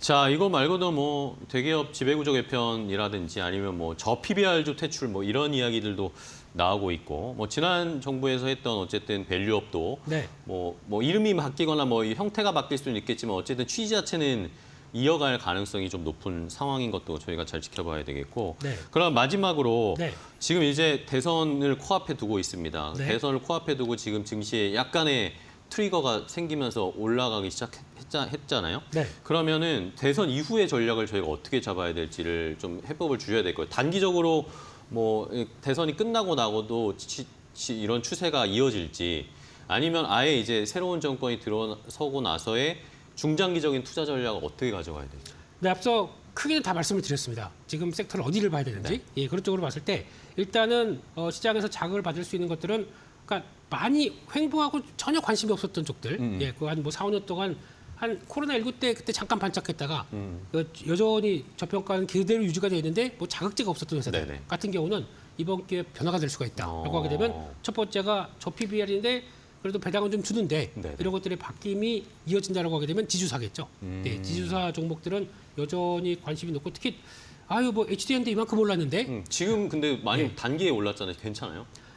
보통 지주사 종목들은 한번 불 붙으면요 네. 추세가 잘 안 꺾입니다. 아. 예, 그리고 거기다가 어떤 기대감과 함께 변화가 될 것이다라는 관점들이 나오게 되면 그대로 유지가 되는 경향들이 많아요. 그렇기 때문에 거기다가 또 HD현대 같은 경우는 조선업들이 잘 되다 보니까 현금흐름 더 좋아질 거고 거기서 나오는 쪽에 대한 기반들이 있을 거고 그렇게 되기 시작하게 되면 HD현대도 약간 그런 얘기는 했었거든요. 주주 가치에 대해서 얘기를 했었거든요. 그러니까 그런 것까지 맞아들기 시작한다 그러면 같이 이어질 거고. 그러니까 즉 제일 중요한 거는 지주사 쪽에서도 공통되는 게 있습니다.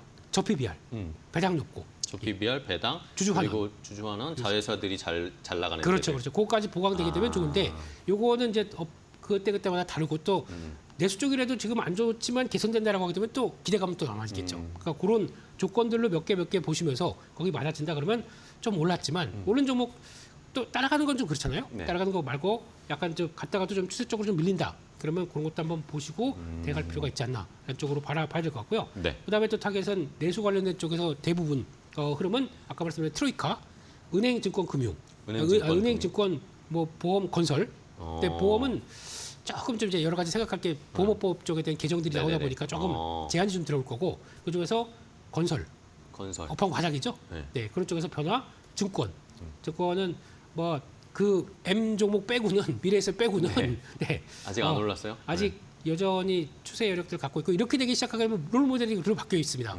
우리도 주주환원 강화시켜야지. 그치. 예, 해서 자사주 매입 소각을 좀 더 강화시키는 쪽으로 나오기 시작한다. 그러면 다 바뀔 가능성이 높겠죠. 그런 쪽으로 본다 그러면 여전히 긍정적으로 보는 게 맞다. 이렇게 봐야 될 것 같습니다. 알겠습니다. 자, 이렇게 뭐 대선을 앞두고 시장의 투자 전략을 한번 세워봤습니다. 이제 뭐 대선을 마치고 나면 또 6월 시장이 펼쳐지게 되는 건데 하반기로 넘어가게 되는 이 시점으로 오는 건데 투자 전략. 어쨌든 하반기에는 새로운 정부의 정책과 이런 것들이 시장에 반영되는 이 확률이나 분위기가 훨씬 더 클 테니까 네. 그렇죠? 말씀해주신 전략을 저희가 잘 한번 상기해 보시고 시청자분들도 투자 포인트 지금 잘 잡아놓으시기 바랍니다. 자, 오늘 레몬리서치 김민수 대표와 함께 얘기 나눠봤습니다. 오늘 좋은 전략 주셔서 감사하고요. 대표님 다음 시간에 또 뵙도록 하겠습니다. 고생 많으셨습니다. 감사합니다. 고맙습니다.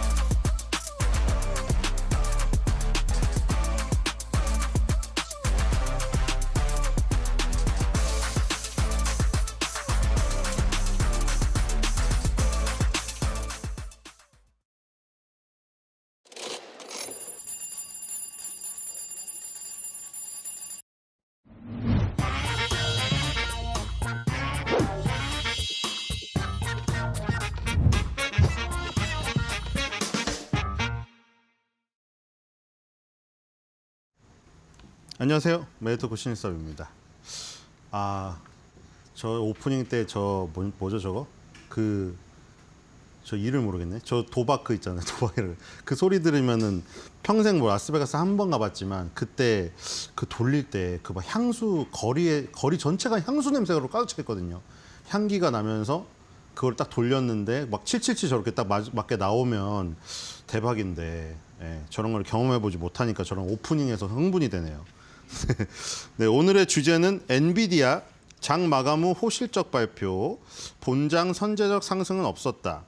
매그니피센트 7 후보 브로드컴 역사적 신고가 목전, 대한민국 대선 후보 주가 5천 시대 재언급으로 증권주 강세, 특징주 미래에셋증권입니다.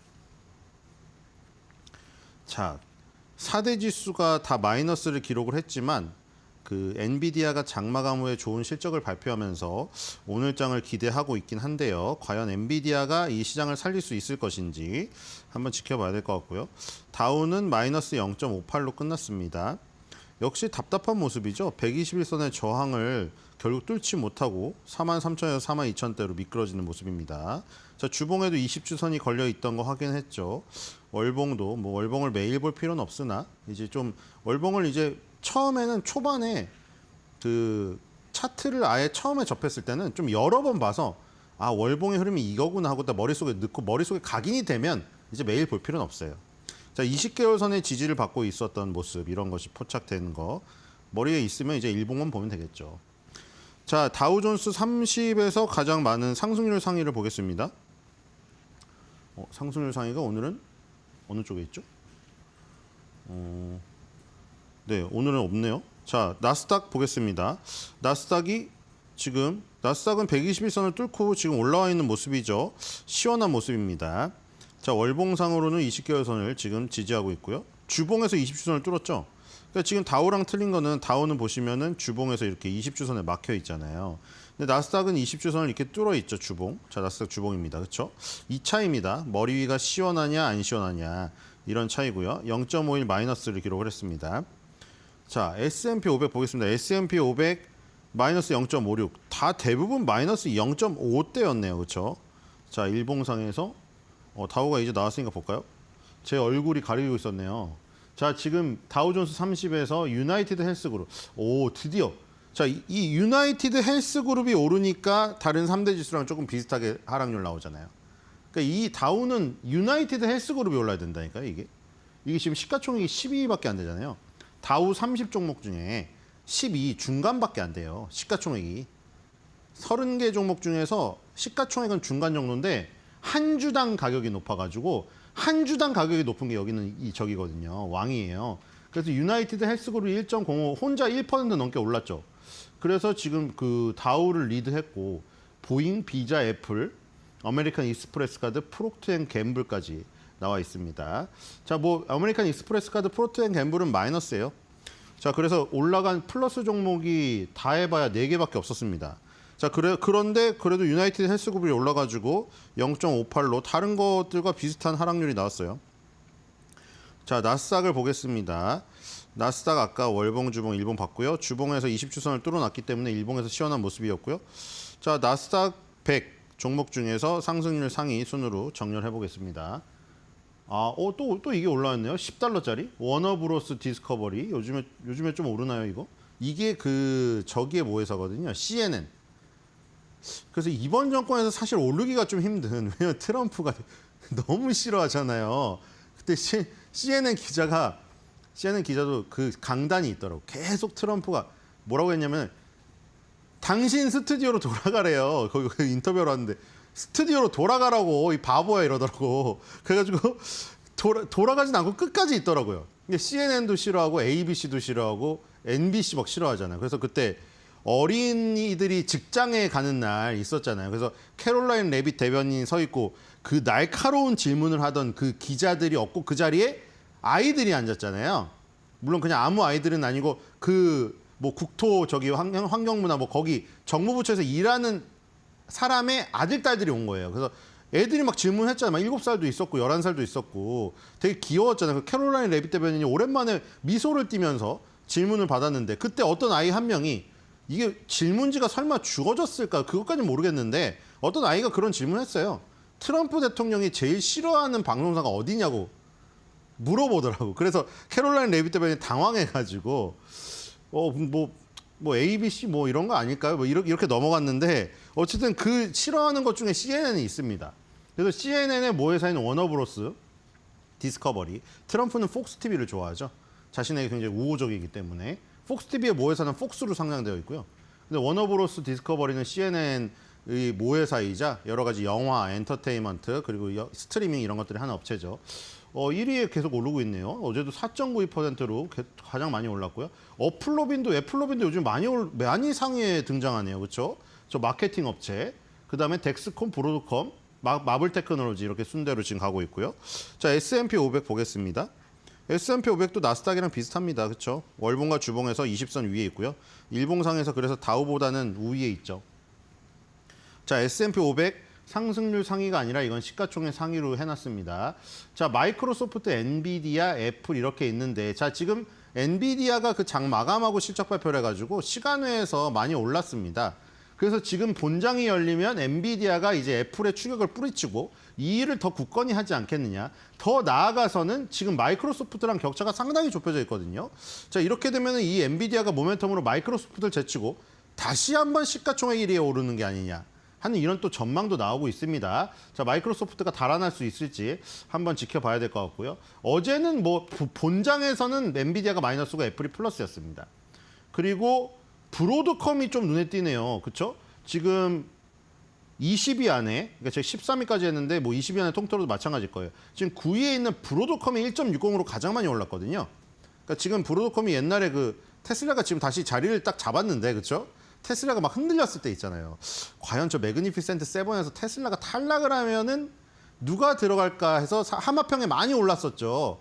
뭐 버크셔 해서에도 나왔었어요. 성격은 좀 매그니피센트랑 좀 안 어울리는데 버크셔 해서에도 나왔었고 그 당시에 일라일리도 나왔었어요. 지금 일라일리가 많이 기세가 죽었는데 그땐 기세가 엄청 대단했거든요. 그리고 브로드컴도 나왔었어요. 하마평에도 오르던 그런 후보 종목들이었습니다. 근데 지금은 매그니피센트 7이 다시 또 세븐이 굳건해져 버렸죠. 그러니까 이제 영화랑 똑같습니다. 그 7인의 그 황야의 7인을 어제 카피해가지고 이제 계속 온 거잖아요. 그게 매그니피센트 7으로. 황야의 7인에서도 마찬가지듯이 암살을 당하거나 주인공이 죽으면 그걸 대체할 총잡이가 필요하잖아요. 그러니까 여기도 매그니피센트도 긴장해야 됩니다. 매그니피센트 7이 만약에 탈락할 가능성이 높은 어떤 징조를 보여버리면은 바로 후보가 거론될 겁니다. 어쨌든 그 세 손가락 안에 드는 게 브로드컴입니다. 어제 지금 굉장히 좋은 모습을 보였고요. 필라델피아 반도체 지수입니다. 0.55 빠졌죠. 다 0.55 빠졌습니다. 자, 월봉에서 20개월선 간신히 올라가고 있고요. 20주선 위에 있는데 이건 또 60주선이 가로막고 있군요. 그래서 지금 부담이 되는 겁니다. 그러니까 다우랑 필라델피아 반도체 지수는 머리 위에 이동평균선들이 깔려 있어요. 그래서 나스닥 S&P 500보다는 불리한 기술적 위치에 있는 것이죠. 자, 반도체 지수입니다. 30종목 중에서 여기서도 이제 브로드컴이 또 1위를 했네요. 그렇죠? 브로드컴이 1위를 했어요. 마블 테크놀로지, 아까 나스닥 100에서도 있었죠. ARM 홀딩스, 텍사스 인스트루먼트랑 램리서치까지만 플러스입니다. 어플라이드 머티리얼즈부터는 마이너스고요. 자, 네노라는 기업들 다 끼어 있네요. 그렇죠? ARM 홀딩스는 설계 자산을 제공하는 어떻게 보면 하나님은 안 믿는다. 하나님 같은 존재. 그렇죠? 태초에 아담과 하와를 아담과 하와를 만들려면 하나님의 머릿속에 아이디어가 있어야 될 거 아니에요. 그 아담과 하와의 그 모습을 그릴 어떤 형틀에 대한 아이디어. 그 거의 아이디어를 제공한 회사라고 보면 됩니다. 이게 시작이 없으면 그 뒤에 엔비디아도 없고 TSMC도 없는 거예요. 당연히 램리서치, 어플라이드 머티리얼 같은 장비에서도 없겠죠. 설계 자산이 있어야 돼. 그만큼 중요한 회사입니다. 자, 그리고 마블 테크놀로지, 텍사스 인스트루먼트 이런 회사는 레거시 미디어 쪽이고요. 자, 어쨌든 우리가 지금 흔히 아는 대표적인 반도체 기업들이 상위에 다 있었고 어제는 필라델피아 반도체 지수가 비슷하게 빠졌다. 4대 지수랑 이렇게 볼 수가 있겠고요. 특징주 아까 전에 말한 거 한번 보겠습니다. 브로드컴이죠. 자, 지금 엔비디아는 이제 회복을 해서 장 마감하고 올랐고 이번 본장에 기대가 되잖아요. 근데 브로드컴이 자, 이래서 매그니피센트 7이 긴장해야 되는 이겁니다. 바로 치고 들어올 준비거든요. 왜냐면 브로드컴은 지금 2024년도 12월 달에 12월 2일이죠. 250.4달러 정도가 사상 최고가거든요. 지금 247.44예요. 지금 역사상 신고가를 거의 왔습니다. 거의 다 왔어요. 지금 관세 전량 여파로 떨어진 것도 다 올랐고. 자, 이렇기 때문에 만약에 매그니피센트 7 중에 하나가 또 덜렁덜렁 거리잖아요. 그럼 브로드컴이 또 치고 들어올 준비합니다, 지금. 자, 브로드컴이 지금 목표가가 나왔나요? 5월 28일 날 나왔죠, 최근에. 브로드컴이 미즈호, 이거 저 대만인가 일본 증권사잖아요. 일본 증권사. 다음 주 브로드컴의 실적 발표를 앞두고 컨센서스를 상회하는 수준으로 실적 전망치를 상향했다고 합니다. 그리고 탑픽 종목으로 하면서 투자 의견도 아웃퍼폼입니다. 그리고 목표 주가가 250달러에서 300달러로 상향 조정했습니다. 작년 12월 달 역사상 최고가가 250달러잖아요. 지금 300달러로 상향 조정한 보고서가 미즈호에서 나왔다. 자, 브로드컴 이러면 또 역사상 신고가를 쓸 가능성이 있기 때문에 자, 지금 오히려 이 지금 주가상으로는 매그니피센트 7을 능가하는 주가 흐름을 보이고 있다는 거 주목할 만한 주식이라 생각이 되고요. 자, 그다음에 일본 증시 이제 아시아로 넘어가겠습니다. 자, 니케이가 좀 오늘 우리나라를 살짝 앞서네요. 이것도 약간 좀 한일전은 어떤 거든 지면 안 되잖아요. 댓글에 항상 있죠. 축구하면은 한일전은 가위바위보도 지면 안 된다. 저도 그런 마음이 있어서 주가도 지기 싫은데 오늘 코스피보다 살짝 좀 상승률이 높긴 하네요. 자, 20개월 선을 회복하고 지금 오르고 있는 모습 확인해 놓으시고 머릿속에 주봉에서 20주 선을 지지하고 이번 주에 올라갔습니다. 자, 일봉상에서도 다시 5월 13일 날 38,494 거의 근접했죠. 자, 정고점까지 다시 거의 근접하는 흐름 지금 오늘 강세가 나오고 있습니다. 일본 증시도 오늘 흐름이 좋아요. 자, 일본 증시 상승률 상위로 정렬했더니 리크루트 홀딩스가 5.28로 급등하네요. 1위네요. 자, 이게 일본의 그 취업 시장이 좋은 건가요? 리크루트 홀딩스가 굉장히 좋아요. 지금 시가총액 12위짜리가. 자, 그리고 4위인 소니가 지금 5% 가까이 급등하고 있죠. 소니가 정말 부활했죠. 삼성전자도 약간 소니의 어떤 길을 좀 배워야 될 것 같긴 한데 가전제품에서 완전히 게이밍 회사로 완전히 변신해가지고 대박이 났습니다, 지금. 자, 시가총액 4위까지 올라갔고요. 실질적으로 3위입니다. 골드 ETF 제외하면. 자, 대만 보겠습니다. 대만도 오늘 플러스긴 하지만 약해요. 대만이 0.53 정도고 121선에 계속 눌려있는 모습이에요. 너무 답답하네요, 지금. 2주일 동안 계속 눌려있어요, 저기를 뚫지 못하면 큰 시세가 나오기가 힘들다. 대만은 지금 TSMC랑 홍하이 프리시전은 플러스긴 합니다. 상승률 상위로 했더니 엘리트 머티리얼 위인 홍하이 프리시전 이런 순서대로 지금 정렬이 됐네요.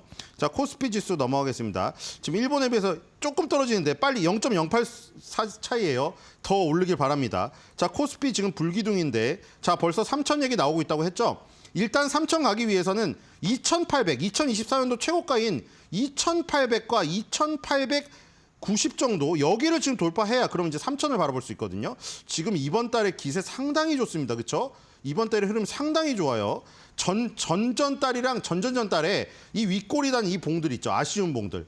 이 매물을 지금 이번에 다 소화하고 있습니다. 거래일수도 거의 다 끝났고요. 지금 그죠? 내일 하루 남았습니다. 자, 이대로 마무리되면 정말 예쁜 그림으로 마무리가 된다는 거. 자, 코스닥은 조금 뒤져 있지만 어쨌든 아우가 형 따라가는 거니까요. 형이 일단 잘 가야 됩니다. 코스피를 위주로 보시면 될 것 같고요. 수급을 보겠습니다. 수급이 계속 좋아지고 있죠. 어제 말씀드린 대로 어제 11시 15분 정도에 제가 방송하고 있을 때 이미 2천억 가까이 사고 있었기 때문에 3천억 이상 사는 게 확실시 됐는데 3,330억 샀습니다. 오늘도 벌써 1,000억 원 사고 있거든요. 와, 이렇게 되면은 어제 이틀 5천억 가까이 사고 있기 때문에 아직 장 마감 때까지 시간이 남았으니까 수급이 더욱더 그 매수 잔고를 쌓을 가능성이 높아요. 수급도 좋고요. 코스피 시총상위 보고 지금 상승률 상위 보고 마무리할게요. 자, 코스피 시총상입니다. 아, 오늘도 하나 에어로스페이스의 상승세는 또 계속되고 있군요. 이렇게 되면은 6위인 KB금융, 7위인 현대차와 격차가 이제 점점 벌어집니다. 그렇죠? KB금융과 현대차 이 어떻게 보면 OB 멤버들이 차지하고 있던 5위 자리를 하나 에어로스페이스가 탈환을 했고 거기서 더 한 단계 달아나고 있습니다. 정말 대단한 시세가 아닐 수가 없고요. 자, 그리고 현대차가 지금 현대차랑 기아도 힘을 내고 있네요. 오랜만에 현대모비스까지. 자, 뭐 이렇게 OB 멤버들도 힘을 내줘야겠죠. 그래서 페이스 메이커 역할을 하던 다시 5위를 탈환하던 그래야 경쟁이 됩니다. 자, 코스닥도 보겠습니다. 자, HLB가 오랜만에 오르네요. 자, HLB 저도 응원을 하고 있습니다. 제발 됐으면 좋겠어요. 승인이 됐으면 좋겠고. 자, 에코프로 BM 오랜만에 오르죠. 에코프로가 좀 반가울 텐데 7% 가까이 급등합니다. 자, 에코프로도 살아났으면 좋겠고요. 응원합니다. 그리고 실리콘투는 어제에 이어서 또 강세를 보이고 있죠. 자, 오늘 상승률 상위 섹터로 가겠습니다. 자, 오늘은 단연 증권업종이군요. 증권업종이 6.78% 급등합니다. 2위가 생명보험회사인데 생명보험 섹터가 3%인데 거의 2배 이상의 상승률이 나오고 있어요. 지금 상상인증권은 물론 한 주당 가격이 600원대이긴 합니다만 어쨌든 상한가를 갔고요. 미래에셋증권도 지금 미래에셋증권이 20% 가까이 오르는 거 이거 보기 힘든데요. 그렇죠? 다올투자증권까지 두 자릿수입니다. 다올투자증권이 10% 넘고요. 그 뒤로부터는 9%대입니다. 자, 미래에셋증권 보겠습니다. 상상인증권은 600원짜리라 너무 가격이 작아서 자, 미래에셋증권이 20% 가까이 오르고 있는데 장중에는 더 올랐었습니다. 그렇죠? 장중에 상한가 갔었네요, 이게. 미래에셋증권이 상한가 건 처음 봤는데요. 제가 기억이 없어요, 잘. 자, 오늘 이 얘기가 나온 게 자, 오늘부터 사전 투표인데 지금 지지율 블랙아웃 기간 바로 전까지 조사한 것만 발표할 수 있게 되어 있죠. 그때까지 여론조사 1위를 기록하고 있는 후보가 코스피 5천을 예전에도 언급을 한번 했었어요. 근데 5천을 재언급했다고 지금 증권주가 들썩이고 있습니다. 물론 지금 주시장이 좋은 것도 한몫을 한 것 같아요. 그렇죠? 최근에 코스피 시장이 상당히 좋았고 좀 더 기간을 넓히면 2025년에는 오히려 동학개미분들이 서학개미분들의 어떤 작년의 비아냥 그 부분을 딛고 굉장히 좋은 흐름을 보였기 때문에 증권주가 한번 떴었던 적이 있는데 오늘 5천 언급으로 인해서 더욱더 한번 부각이 되는 느낌이고요. 뭐 규칙을 지키고 성실하게 사는 사람이 억울하지 않게 하고 부당한 이득을 얻는 일이 없도록 하겠다. 뭐 이런 발언이 있었다고 합니다. 자, 주가 5천 시대 저도 응원하는데 제가 죽을 때까지 죽기 전에 봤으면 좋겠습니다. 자, 5천 가면 얼마나 좋겠어요. 서학개미분, 동학개미분들 싸우지 말고 미국도 좋고 한국도 좋고 다 좋으면 좋겠습니다. 그래서 오늘 한 줄 매드평은 주가 5천 시대가 오면 혹은 가까이 가면 제가 옛날에 시장에 가면 놀이를 많이 했는데 그 놀이를 하면서 즐겁게 보낼 수 있지 않을까 하는 바람으로 준비했습니다. 주가 5천 시대 오면 삼전도 오르고 현대차도 오르고 에코프로도 오르고 다 오르고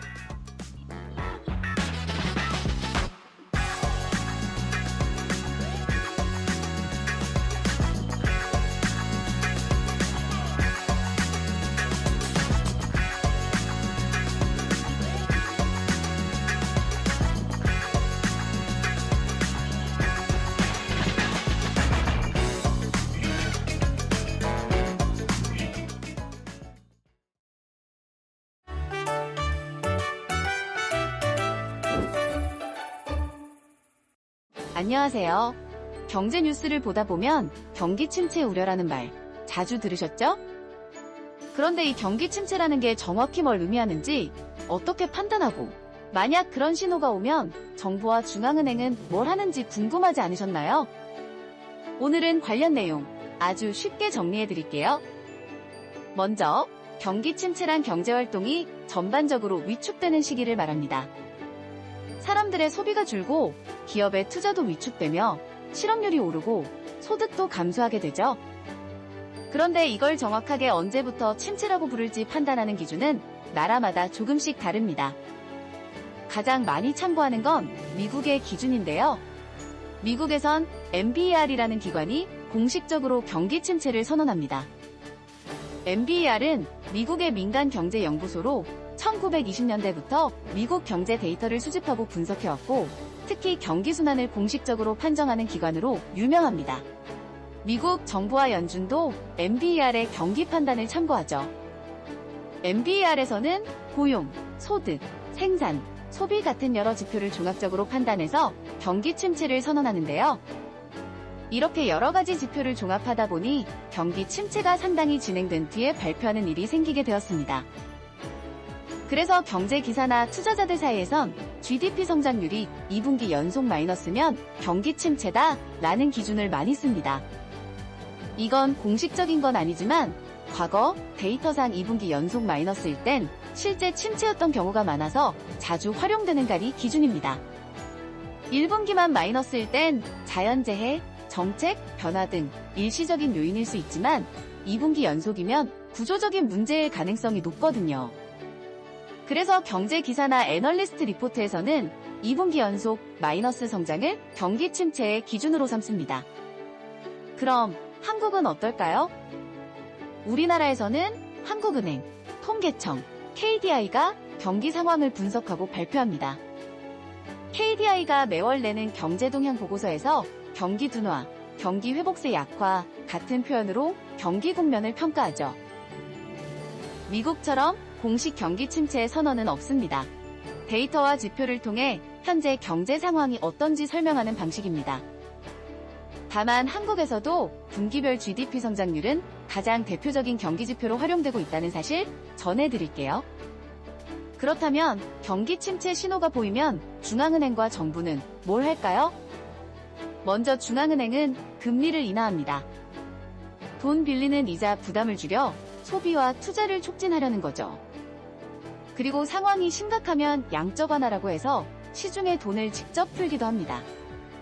채권 등을 매수해 시중에 자금을 공급하는 방식입니다. 또한 정부도 가만히 있지 않죠. 사회간접자본 투자, 소비 쿠폰 지급, 고용지원금 사업 등을 통해 재정 지출을 늘려서 경기를 부양하려는 정책을 씁니다. 오늘은 이렇게 경기 침체에 대해 이야기해드렸는데요. 앞으로 경기 침체 관련 뉴스 볼 때 조금 더 쉽게 이해하실 수 있을 거예요. 대한민국에는 경기 침체가 없길 응원하며 마무리하겠습니다. 다음 시간에 더 좋은 정보로 찾아올게요. 풍성한 하루 되세요.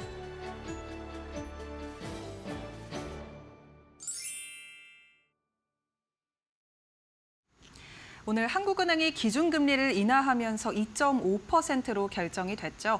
다만 오늘 시장은요, 엔비디아 호실적과 미국 법원의 상호관세 제동 소식에 더 큰 영향을 받고 있습니다. 이러한 이슈 속에 오늘 2,700선 다시금 돌파를 했는데요. 자세한 시장 상황 함께 알아보시죠.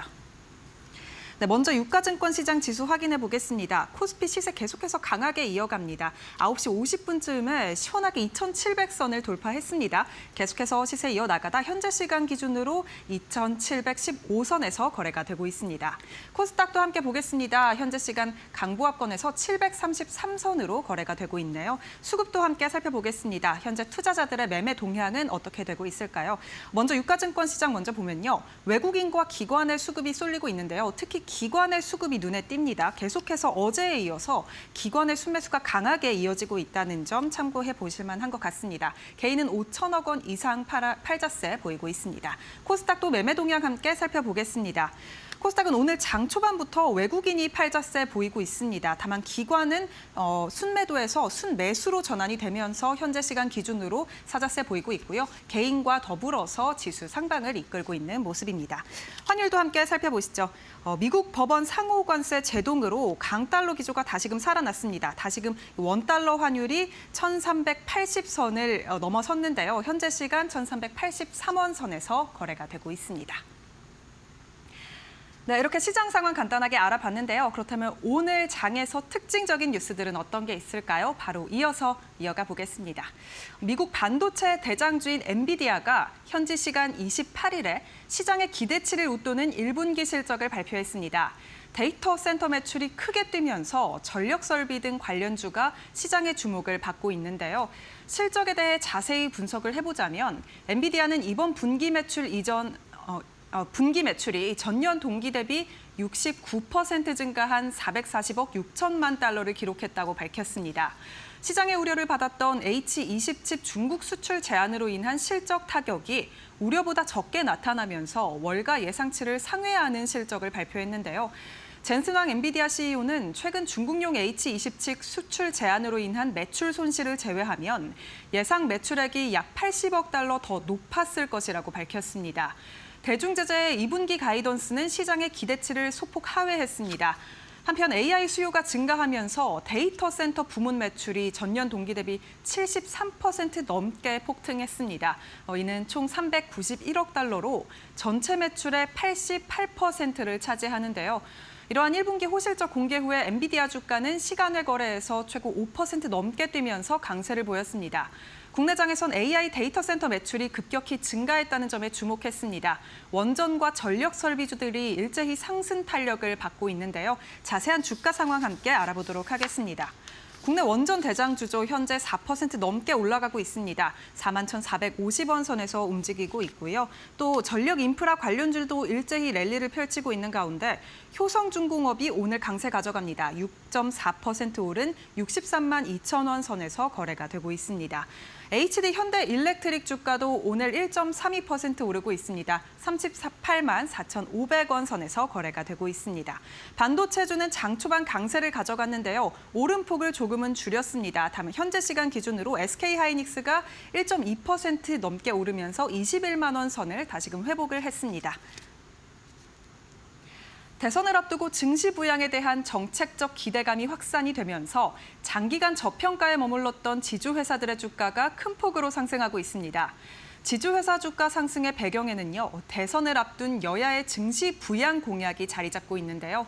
더불어민주당은 주주 충실 의무 상법 개정, 또 집중 투표제 활성화, 쪼개기 상장 시 기존 주주 신주 우선 배정, 자사주 원칙적 소각 등의 기업 지배 구조 개선 방안을 제시했습니다.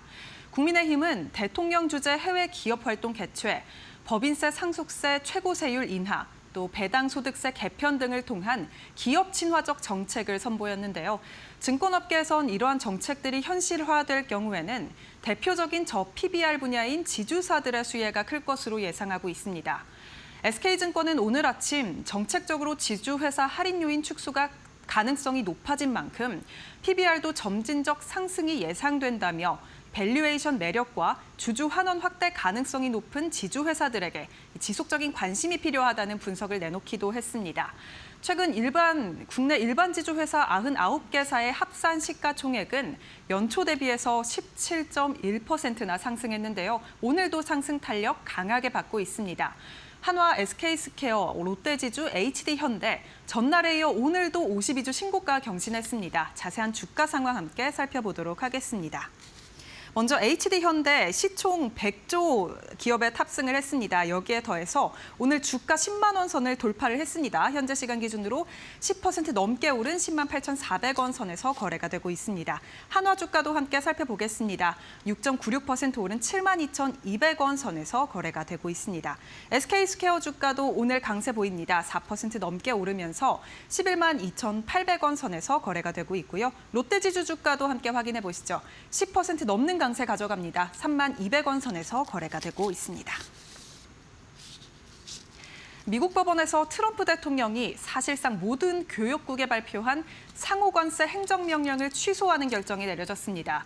로이터 통신에 따르면 미국 국제무역법원은 현지 시각 28일에 미국에 더 많이 수출하고 덜 수입하는 국가들의 수입품에 일관적으로 관세를 부과하는 것은 전례 없는 권한 남용이라고 밝혔습니다.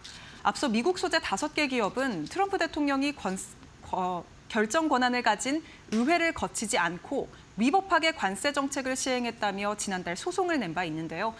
관세 부과는 일반적으로 의회 승인을 받아야 하는데 트럼프는 미국의 무역 적자가 국가 비상사태에 해당한다며 국제비상경제권한법을 사용했습니다.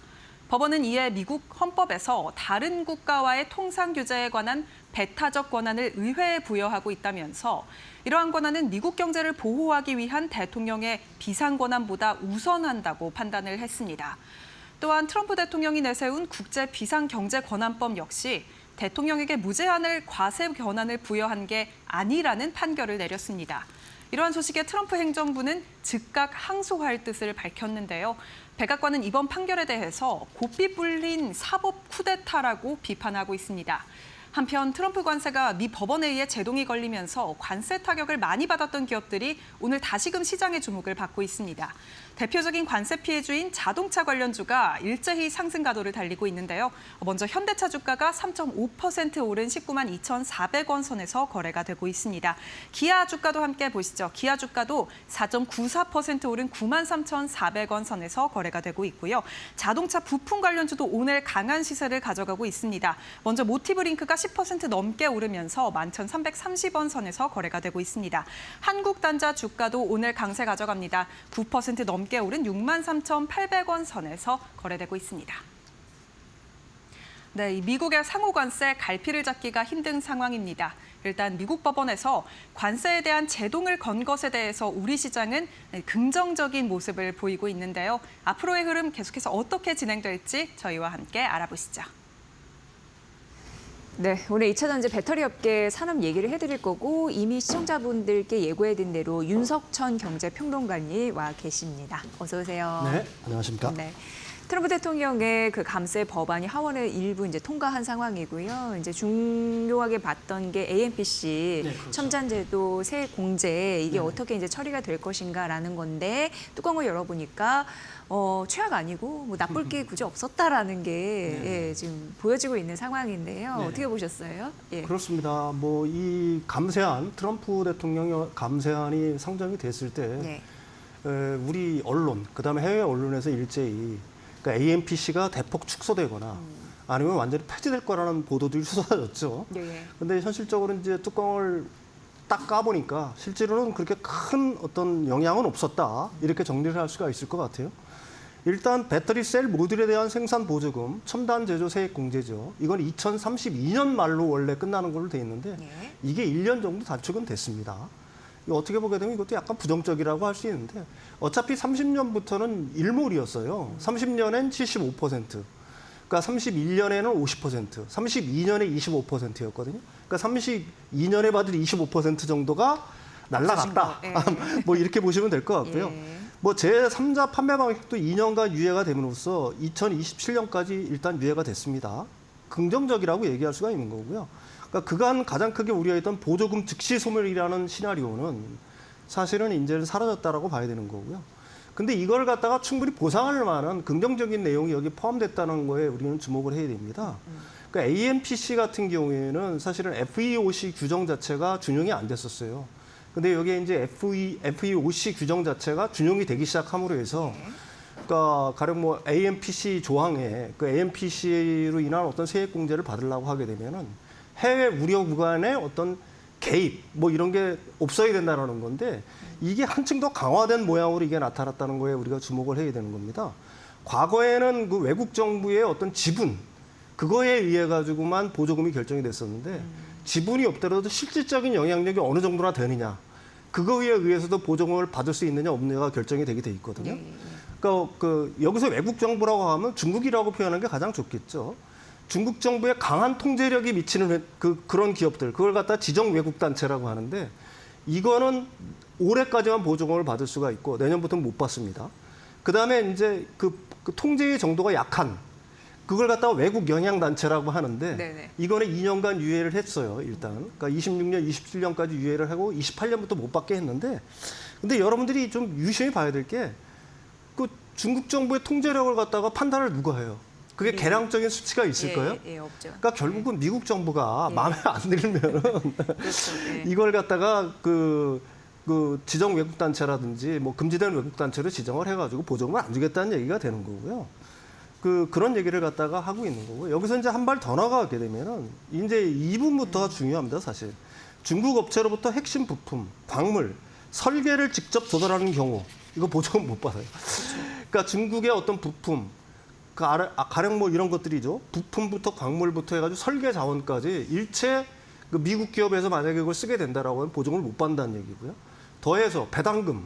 그러니까 무슨 얘기냐면은 중국 기업으로부터 투자를 받아도 안 된다는 얘기예요. 일정 비율. 이자. 중국 기업으로부터 돈을 빌려도 안 된다는 얘기예요. 로얄티를 일정 비율 이상 지급하는 경우에는 이것도 사실은 보조금 대상에서 제외가 되는 겁니다. 또 하나 이게 가장 중요한데 100만 달러를 초과하는 기술 라이선스를 가진 경우 모두 보조금 대상에서 제외를 합니다.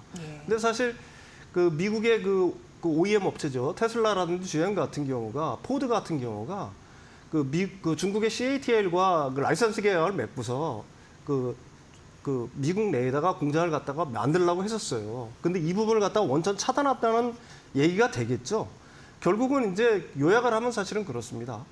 그 AMPC 같은 경우는 1년 단축이 됐지만 그 대신 FEOC 규정이 여기에 준용이 되면서 그 미국 내에 그 배터리 생산을 하는 업체들 같은 경우에는 무조건 탈중국을 인정을 해야 된다. 네. 이번 법안이 그걸 갖다 말해주고 있다. 이렇게 말씀드릴 수가 있을 것 같습니다. 네. 그러니까 미국 쪽에서 중국의 손발을 묶어버리는 흐름들이 그렇죠. 이제 현실화되고 있는 상황이고 네네네. 어떻게 보면 우리 입장에서는 그 보조금 즉시 소멸이 가장 우려됐던 시나리오였는데 그건 아니고 네네네, 그렇습니다. 예, 그리고 중국 쪽에서 어쨌든 미국 진출 장벽은 더 높아진 바 네네. 나쁠 게 없다라는 부분입니다. 네. 그렇다면은 그동안 뭐 전기차 캐즘 이슈도 있고 이런 우려감 때문에 떨어졌던 전기차 관련주, 뭐 배터리 관련주 마찬가지고요. 네네네. 오히려 호재로 읽힐 만한 이슈이네요. 네, 그렇죠. 네. 지금 호재성 기사들이 연이어 터져 나오고 있습니다. 사실 그건 테슬라 말이라고 얘기할 수가 있는데요. 테슬라가 이제 발등에 불이 떨어졌어요. 왜 그러냐면 테슬라가 작년 말에 모델 3 후륜구동 모델, 그다음에 롱레인지 모델에 그 중국산을 썼어요, 배터리를. 그래서 보조금에서 이번 보조금에서 탈락을 했습니다. 그러니까 이 그 공급망 자체를 바꿔야 되잖아요. 근데 이제 기존 공급망이 미국에서 그 테슬라로 향하는 것들은 파나소닉이 공급을 하지 않습니까? 그러니까 파나소닉한테 야, 그 빨리 배터리를 갖다가 우리 더 생산해서 우리한테 주어라고 얘기를 한 거거든요. 네. 근데 이 파나소닉 같은 경우가 사실은 이게 굉장히 힘든 상황이에요. 왜 그러냐면 그 파나소닉의 양극재 공급 회사가 스미토모 금속이라는 회사인데 여기에 지금 캐파가 안 되고 있는 거예요. 양극재 공급을 못 하고 있어요. 그래서 파나소닉 같은 경우가 우리나라 지금 양극재 업체랑 지금 조율을 하고 있다. 네. 결국은 이제 중국산 재료는 못 쓰니까 중국산 부품이라든지 광물이라든지 이런 걸 못 쓰니까 결국은 대안은 그 일본산이든 아니면 한국산이 될 수밖에 없는데 일본 같은 경우에는 캐파 증설에 좀 어떻게 보게든 좀 머뭇머뭇거렸잖아요. 그걸 갖다 공급할 수 있는 데는 한국밖에 없다. 벌써 이런 게 이제 사실은 굉장히 호재성으로 나오고 있다. 뭐 네. 이렇게 말씀드릴 수가 있겠죠. 예. 예, 예. 하지만 이제 좋은 건 좋은 거다라고 말씀을 일단 드렸고, 근데 이 말도 얘기를 해야 될 게 네. 끝날 때까지 끝난 건 아니다라는 네, 맞습니다. 부분입니다. 왜냐하면 예, 예. 이게 감세 법안이라는 것이 하원을 통과한 거지 네네네. 그 다음 단계는 아니잖아요. 그렇습니다. 예. 이제 상원 어떤 통과 방- 과정을 예. 일단 남겨놓고 있어요. 네, 그래서 단계 일부에서는 남겨놓고 야 있고, 이게 예. 또 뭐 상원에서 또 엄청나게 이렇게 또 단축되고 뭐 이러는 거 아니냐 변경 가능성에 대해서 얘기하는데 제가 생각하기에는 그 확률보다는 오히려 상원에서는 기존의 그 소비자한테 세액 공제 주는 거 있잖아요. 7,500달러. 이 부분도 제가 생각하기에는 되살릴 가능성이 굉장히 높다. 네. 왜 그러냐면은 상원의원 4명이 일단 반대를 하고 있는 거고요. 근데 이게 여러분들이 잘 아셔야 될 게 하원하고 상원하고는 구조 자체가 달라요. 하원의 임기는 국회의원의 임기는 2년입니다. 하원의원은. 근데 상원은 6년이에요. 6년, 예. 그러니까 트럼프 대통령이 입김해서 한결 좀 자유로울 수 있다. 뭐 이런 얘기가 되겠죠. 어쨌든 상원에서는 7월 4일까지 그걸 갖다가 감세안을 갖다가 뭐 확정을 해가지고 대통령한테 넘기기로 했습니다. 그렇지만은 제가 생각하기에는 지금보다 더 악화될 여지는 굉장히 적다. 그런 확률은 굉장히 적다. 이렇게 말씀드릴 수가 있을 것 같아요. 네. 예, 예. 그러니까 심리적으로 봤을 때 이제 바닥을 탈출한 그런 예, 모습이 있겠네요. 네. 예. 그리고 이제 중국 견제 미국 쪽에서 하는 그 수위를 조금 더 알아보고 싶은 상황인데 네네네. 앞으로 어떻게 전개가 될까요? 일단 예. 미국이 그 중국산 그 각종 소재에 대해서 이제 관세 폭탄을 갖다가 본격적으로 투하를 하고 있어요. 그러니까 이번 감세안의 내용을 봐도 그렇고 사실 미국이 지금까지 계속해서 견제해온 어떤 스탠스를 보더라도 사실은 어떻게 됐든지 간에 그 핵심 전략 산업에서는 탈중국화를 하겠다라는 얘기거든요. 이번에 어떤 조치를 내렸냐면은 그게 5월 23일입니다. 미국이 중국 그 음극재 업체에 대해서 CVD라고 상계관세 폭탄을 갖다가 투하를 하는 예비 결정을 내렸어요. 이게 예비 결정입니다. 예비 결정이니까 이제 각 그 해당하는 기업들로부터 소명 자료도 받고 네. 그 최종 결정은 이제 한 9월 29일 정도에 내려질 거예요. 일단 그 내용은 어떤 거냐면은 글로벌 5위 음극재 기업 카이진의 712%. 712%. 이게 상계관세예요. 상계관세라는 게 뭐냐면은 상대국 정부로부터, 그러니까 중국 정부로부터 보조금을 받고 그 보조금을 등에 업고 싸게 판매를 했다. 그게 상계관세입니다. 그다음에 상하이 사오성이라는 기업이 있어요. 이 기업은 사실 의류업체입니다. 의류. 예, 의류업체인데 무슨 음극재에 이렇게 관세를 부과해 이러는데 이게 글로벌 2위 음극재 기업인 산산의 우회 수출 기업으로 추정이 돼요. 우회 수주를 했다고 예, 예. 생각이 되는 거군요. 예, 이게 721% 맞았습니다. 그 외 중국 음극재 기업 6.55% 만들었어요. 근데 이제 글로벌 시장에서 사실은 그 중국 업체의 위상이 어느 정도 되냐면은 1위부터 10위까지를 전부 다 중국 업체가 장악하고 있어요. 그다음에도 하네요. 그럼 미국 예, 쪽에 의해서. 예. 네. 그 한국 포스코 퓨처엠이 그나마 11위를 하고 있습니다. 근데 이게 2018년에 20년에 6위였어요. 포스코 퓨처엠의 네. 글로벌 순위가. 근데 21년에 8위, 23년에 10위, 24년에 11위로 밀려난 겁니다. 이거는 뭐 일본 레조락이라는 응급제 업체도 사실은 마찬가지인데요.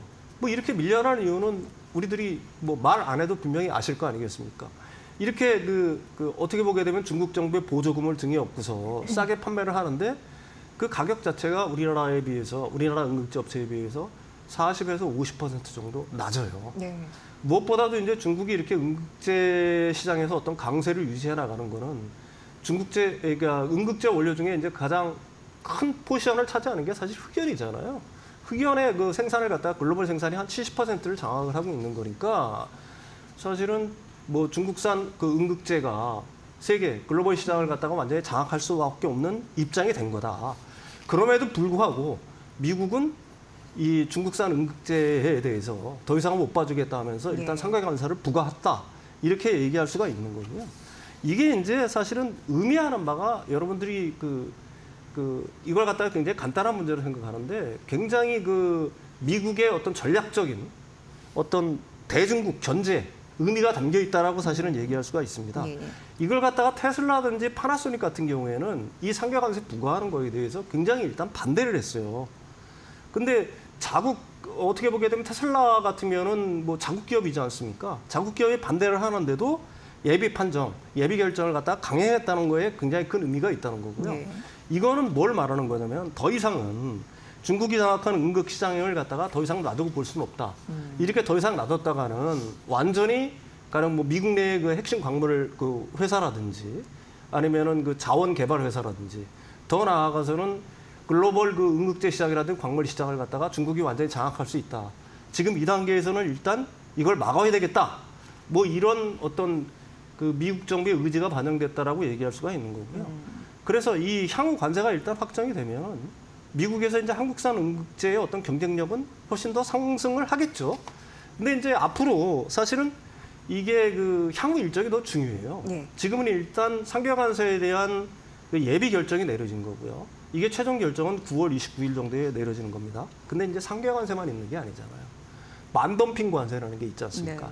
반덤핑 관세라는 거는 보조금 제외하고 자국보다도 더 낮은 가격에 판매할 때를 갖다가 반덤핑 관세라고 얘기하는 거거든요. 근데 미국은 이미 반덤핑 관세 조사도 시작을 했어요. 그래서 7월 달에 예비 결정을 할 거고요. 그러니까 올 연말 경우에는 상가 관세도 완전히 결정이 되고 반덤핑 관세도 완전히 결정이 된 겁니다. 그러면 이게 어떤 의미를 갖느냐?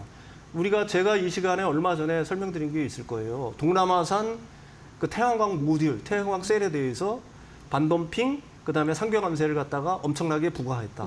업체별에 따라서 뭐 200 몇십 %에서 2000 몇 %까지 부과한 거 있지 않습니까? 똑같은 상황이 지금 중국산 응급제에서 벌어질 가능성이 굉장히 높다. 만약에 그렇다라고 한다면은 뭐 지금 이런 거는 상호 관세라든지 이런 거랑 전혀 별개의 문제입니다. 그래서 미국 연방 법원이 상호 관세에 대해서는 일단 안 돼 하고 제동을 걸었지만은 이거는 정상적인 어떤 조사에 의해서 상무부 조사에 의해서 결정이 되는 거거든요. 그러니까 이거는 그것과 전혀 무관하다는 점을 말씀드리는 거고요. 이게 최종 결정이 된다라고 하게 되면은 미국 시장에서의 어떤 그 한국산 응급제를 비롯한 한국산 뭐 양극재, 응급제, 기타 그 배터리 부품, 배터리 소재 업체들 같은 경우에는 굉장히 큰 어떤 호재를 갖다가 맞을 수 있는 기회를 얻게 됐다. 이렇게 정리를 할 수 있을 것 같습니다. 그러니까 미국이 이렇게나 중국을 방어하려고 하는 이유가 확실히는 있네요. 중국이 어쨌든 응급제 시장을 글로벌 시장에서 싹쓸이 했다고 하면 핵심 광물권 확보 이런 주도권도 갖고 있는 막 두려운 거잖아요. 네, 그렇습니다. 어쨌든 앞으로 미국은 중국을 더 조일 가능성이 있고 우리 기업 입장에서는 그들이 어떻게 하는지 이렇게 조용히 보고 있다가 우리 살 길을 빨리 찾는 게 관건이지 않을까 싶습니다. 한국 배터리 산업 그래도 그렇게 걱정 안 하셔도 되겠다. 이런 이슈에서는 정리해드리고요. 윤석천 경제평론가님의 다음 콘텐츠도 기대해 주시기 바랍니다. 잘 들었습니다.